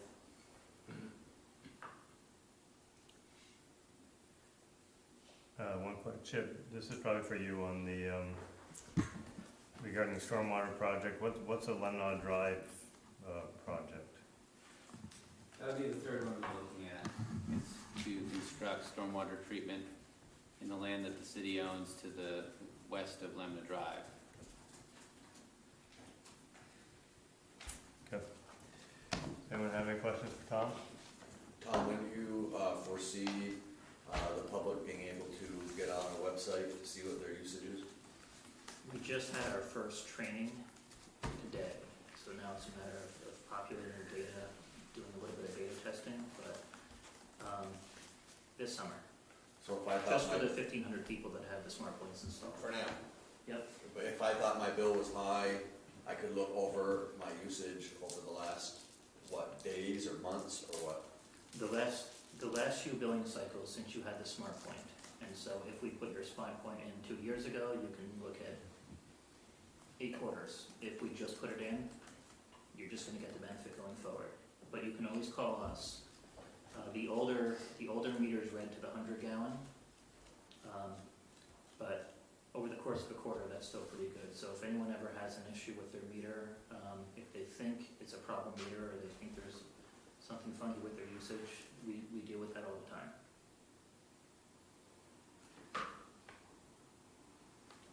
Marty, the other question I had, is there a valve map? And what do you foresee as, how many valves we'll have to replace, because they're fairly expensive? How many valves will we have to replace per year until we've got a good handle on full replacement in the city? There's valves mapped out on our water maps. We probably have in the system 500 or 600. I'm not sure we would ever get to a point where if we're replacing, there's a couple of challenges. How many can we replace in a summer? And whether they're an insertion valve or whether we go in and shut the line down, cut the pipe out, put a new valve in, take the old valve out. You're realistically probably looking at maybe 4 or 5 valves a summer. Were all the valves replaced on Main Street, Fairfield Street, Lake Street, and now Kingman Street? No, they were on Fairfield Street. There were some on Lake and Federal, none on Main. We're gonna put a new valve in on Main. When we had the leak on Lake the first time SD Ireland hit the service line, it took us 12 valves to isolate that to a point where we could get on it, and our guys were doing it under pressure at that point. So we're gonna put another valve in on Main Street in front of Derringer's that'll allow us to, when we're doing Kingman, we're putting in 3 new valves there, so that new line will have a valve at the top, bottom, and in the middle, so we can isolate. So And when that's we what we're trying allocate, to do moving forward. sorry to make you cut you off. When we allocate $25,000 for valve replacement, is that enough or not enough? Or is that just about as many as you can do in a summer? That's probably as many as we could do, but the reality is if we get into a situation that we can't get a line shut down, we would have a company come in and do an insertion valve. And depending on the size of the line, those are anywhere from $10,000 to $25,000. That's why we need $100,000 in budget stabilization. And just to get back to the question about the boxes, just so the council knows, do city residents have priority over town residents? Everyone's a user in the system, so anyone who's getting a new meter, new construction, or anyone has a broken meter, they get the new smart point. In general, it's been anyone who returns our calls gets a new smart point. We've tried to prioritize the high usage accounts, just because there's the most impact financially for everyone there, to make sure you're being billed right, make sure we're getting leaks. We certainly could prioritize whoever you want us to prioritize. But much of the challenge is just getting in the basements, getting the appointments scheduled, especially during COVID. And one, Chip, at the meeting, the budget meeting, you brought up offsets on stormwater. You just, for 2 minutes, can you just tell the council what that's all about? Whenever one of our actual treatment projects can also provide the treatment that's required of a private or other public site, that's not the city in the drainage area, we will, we'll make sure any of our projects can be as many solutions in one as possible. So we do have situations where we're likely to take over other 3-acre permits, especially for the 74 Lower Weldon. That's gonna be a huge treatment facility that drains most of the core downtown, and then all of Main Street and the BFA, Weldon intersection area, and then all of Weldon. So there are like 3 or 4 3-acre sites that have their own new requirements that they have to meet. They can be met because they're already flowing to the stormwater treatment facility. But as part of this, it means that we get to engage in a mutually beneficial agreement with them that they will contribute for whatever their property represents for what's being treated at that site. So it helps with the sustainability of the entire operation, and it's a win-win for everyone. Tom, one quick, obviously we've got increases on the funds. How will we make people aware and educate them about those increases prior to them getting their bill? Typically, we don't. We roll out the new bills with the annual rate increases. So we don't in the sense that we don't do a separate mailing. We can certainly put something in Front Porch Forum. On the website, we've done that, but we don't do a separate mailing to people saying your rate's going to go up as of this date. And part of that challenge is, in the background, and it's been billed this way for 50 years, the flat fees you pay in your bill are actually billed prospectively, and the usage is billed retrospectively, and so the rate increases are a bit funky because you've essentially paid your flat fees for your, the upcoming 3 months already. So we notify people, but we don't do a direct mailing. Does it make sense to include it in with the next bill? Just an explanation as to why. Sure, we can do that. We can always put something in the bill, and we were planning on putting some info about the smart points in the next billing anyway, so we can do that. Okay. Any other questions for Tom? Chip? Marty? Motion to approve FY '22 enterprise fund budget. Second. I'll make that. We got a motion by Tim, seconded by Mike to approve the enterprise budget for FY '22. Any further questions? Hearing none. All those in favor say aye. Aye. Anyone opposed? Motion passes. Moving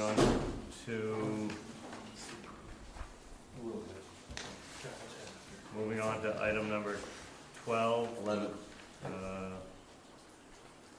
Oh yeah, there, sorry about that, thank you. Approval of loan application for Kingman Street project. Tom, you're still up. Not a whole lot to add, that's not in the cover memo. Pretty great deal for the city, a lot of low interest loan and grant funds here to get us through the project.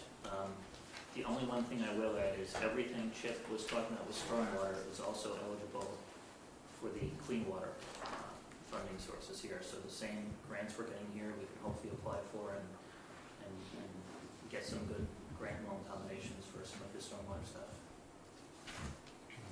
These would just need a voice vote and signatures, hopefully tonight. Motion to approve loan application for Kingman Street. Second.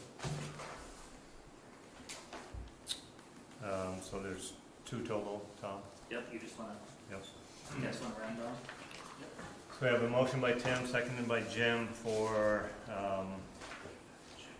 approval of the loan agreements for the Kingman Street project. Any questions for Tom? Hearing none, all those in favor say aye. Aye. Any opposition? Motion passes.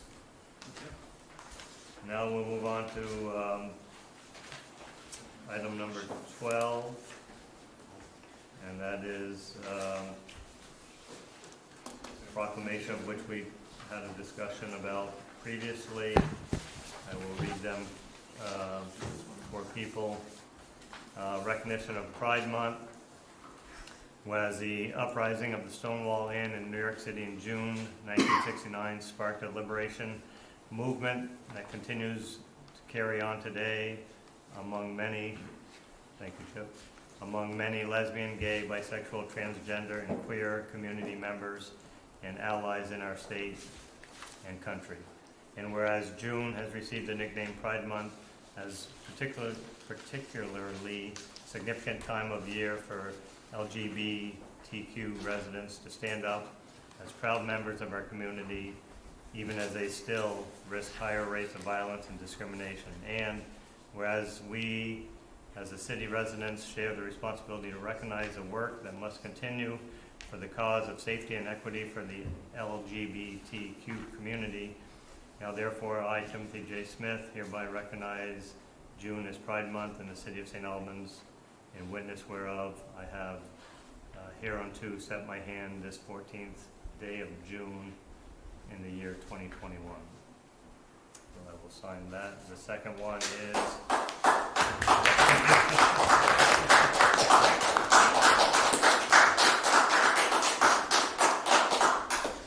Reese, the first applause I've ever had in this position. The next one will be when he leaves.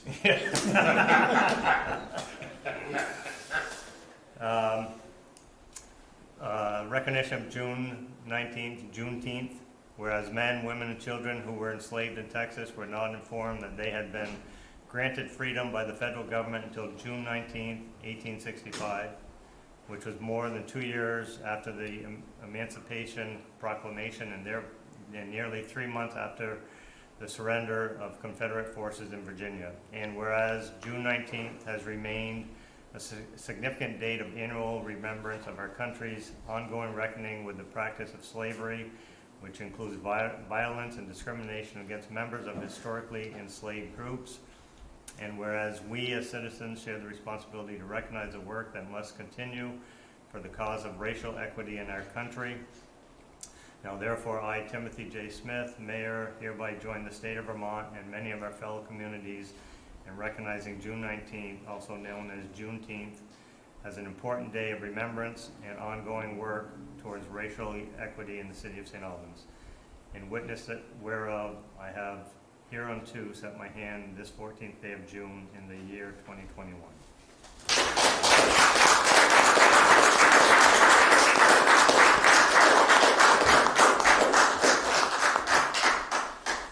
Thank you for that.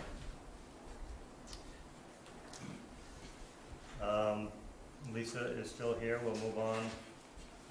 So we had consider appointments to the Historic Preservation Commission, of which we had an application for Lisa Evans and Barbara Weinstein. I would entertain a motion to approve both representatives to the HPC. So moved. Second. We have a motion from Chad, seconded by Mike. Any questions?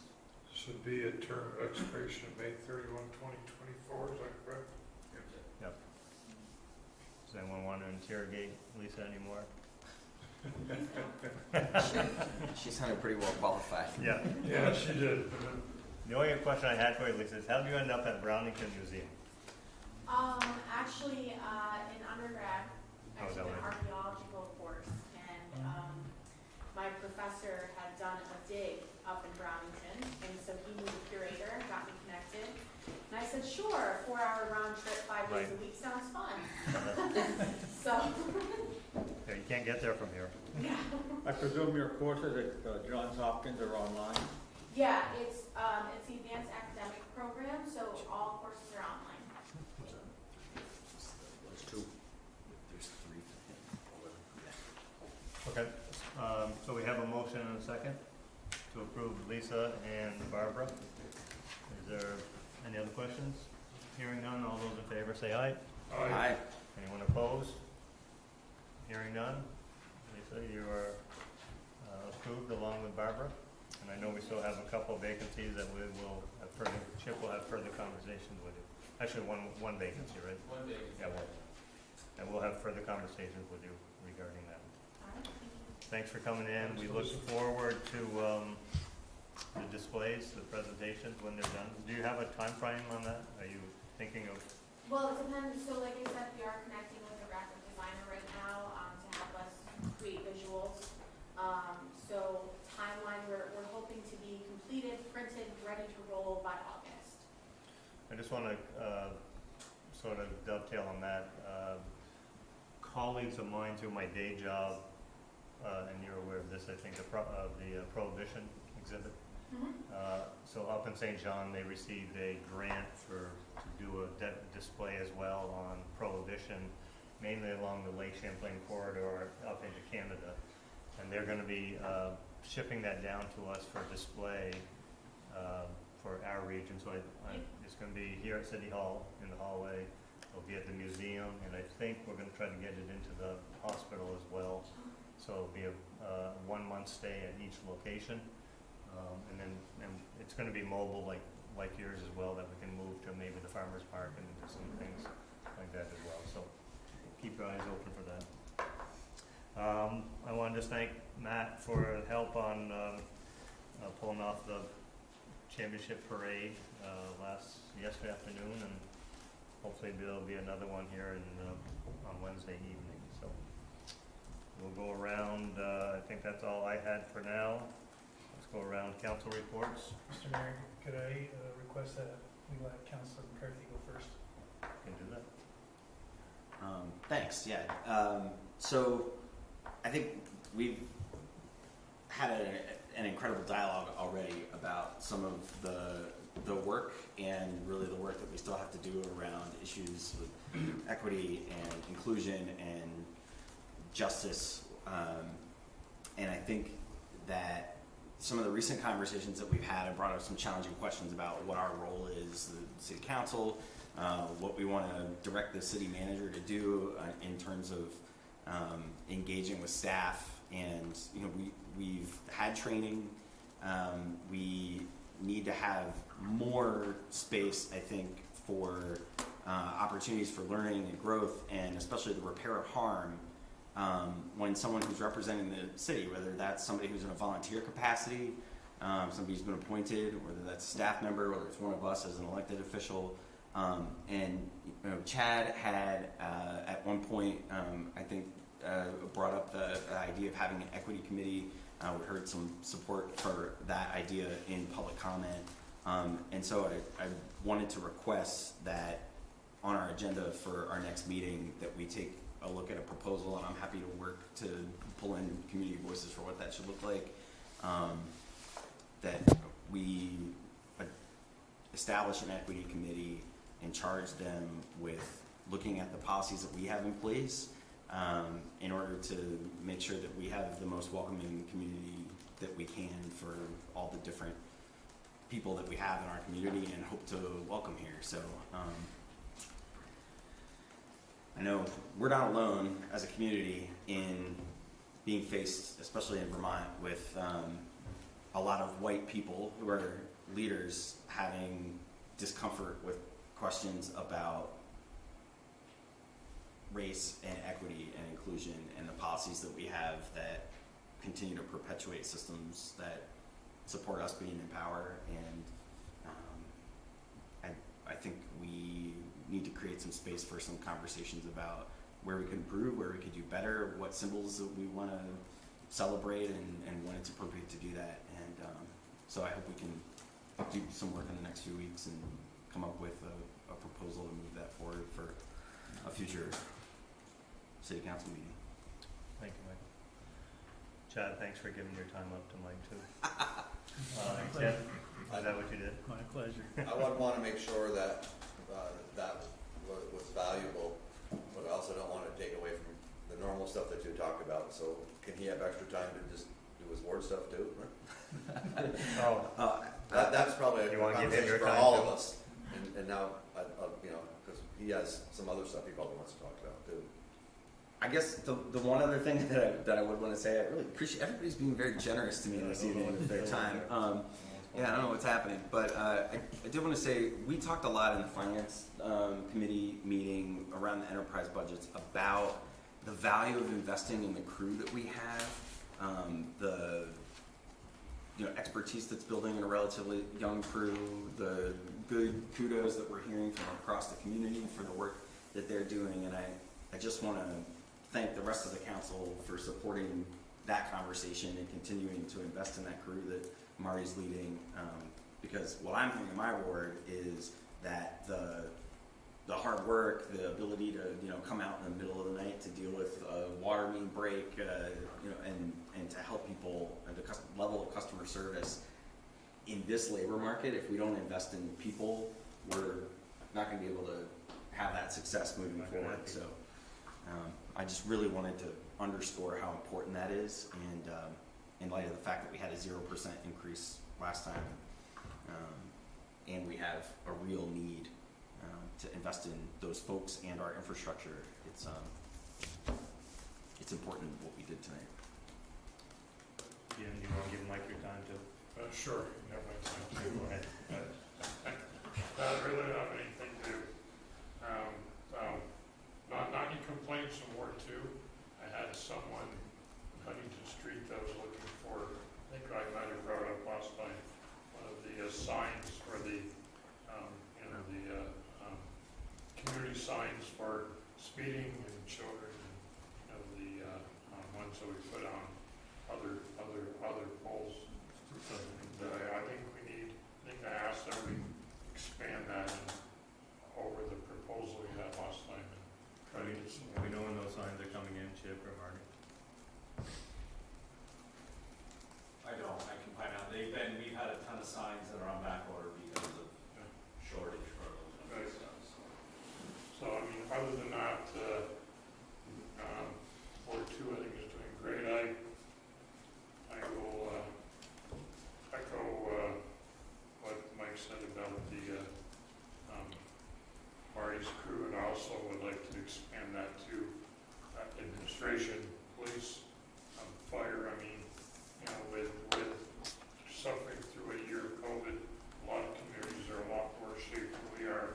We managed to survive. We managed to keep our personnel, which is a big thing, and I'm really proud of this community, and I'm proud of her. And kudos to all of these folks. I think they're doing a great job. Thank you, Jim. That's it. Chad? Just a couple of really quick things. Dom, I'm gonna send you a link that Zach sent me from the Anti-Defamation League. Just check it out. It might be something that would be good for us all to do. It's a training. I want to say it's in person, but I'm not 100% sure. But I'm gonna send you the link to investigate it. I also want to thank the Public Works Department and the PD and Zach and anyone else who's been picking the white nationalist propaganda off signs. I know when someone gave me a call at 7 o'clock on a Saturday morning, I went and got what I could find, and then I emailed Marty and the chief and stopped the police officer that I saw, and they were on it pretty quickly. So many kudos to them for that. And then, has there been any discussion on the railroad tracks on Nason Street? Nothing, okay. And then I just want to clarify, there was a big, huge discussion on social media about the green belt and who needs to maintain the green belt. So whose lawn is that to mow? Is the city supposed to mow the lawn on the green belt? So it is city, it is the resident's property, and we own a right of way over it. So it is the resident's responsibility to maintain. Okay, thank you. Just want to clarify that. That's all I got. Thank you. Thanks. Ward 5 has been pretty quiet for the most part. I had an issue with the green belt with a constituent, which Marty helped me out on a little bit. And I'd also like to, as everybody else has said, the staff and employees have been great and deserve whatever we can afford to pay them. And thirdly, things have been pretty quiet in Ward 5 until Saturday or Friday when I heard from Ryer, and I'm glad I did. And the ensuing discussion and dialogue tonight and elsewhere was informative, and I think we can all move forward from there. I think a lot has been said about it, and I'm not going to add any more, but I think we'll move ahead in a constructive way, all of us. There's also pretty loud music the other night on. Pardon me? There's also pretty loud music the other night on Ferris, I heard. Coming from his house? I don't know if it's your house, but. Unless it was in my car. I can hear it from Rob, so I just. That wasn't your house? What time was that? What time was that? What? What time? I was like midnight. Oh my God. It was real loud. Oh. It was like, You weren't bothered by the parade yesterday, I hope. Well, That's Main Street, yeah. I'm volunteering Somebody to was. donate my council salary to the employees of the city. Appreciate that, Jim. Tim? You good? Anyone else have any other business? I just, one more quick thing. Thank you, Marty and your crew, for cleaning up all the graffiti at Hawk Park as well, so, much appreciated. The graffiti. I would just add that it's, Yeah. if people see that, the quicker we know about it, the easier it is. I saw the slide, but I didn't realize they got so much. Yeah, they went through theirs. Did they go anyplace other than Holden? Lower Weldon. Lower Weldon. Yeah. There's a lot of users out there, so hopefully something was picked up. No leads that we know of. Marty, as far as no one saw it. All right, let's consider approval of meeting minutes from 5/10/21 and 5/18/21. Motion to approve minutes, 5/10/21. Second? Motion from Tim, second by Jim. Any comments, corrections? Hearing none, all those in favor say aye. Aye. Any opposition? Motion passes. Special meeting, 5/18/21. Second? Seconded by Jim, motion by Tim. Any corrections or changes? Amendments? Hearing none, all those in favor say aye. Aye. Motion to approve warrants, 5/31/21. Second? Motion from Tim, seconded by Jim for approval of warrant 5/31/21. All those in favor say aye. Aye. Any opposition? Hearing none, warrants approved, and I would entertain a motion to adjourn. Motion by Chad, second by Mike. We are now adjourned at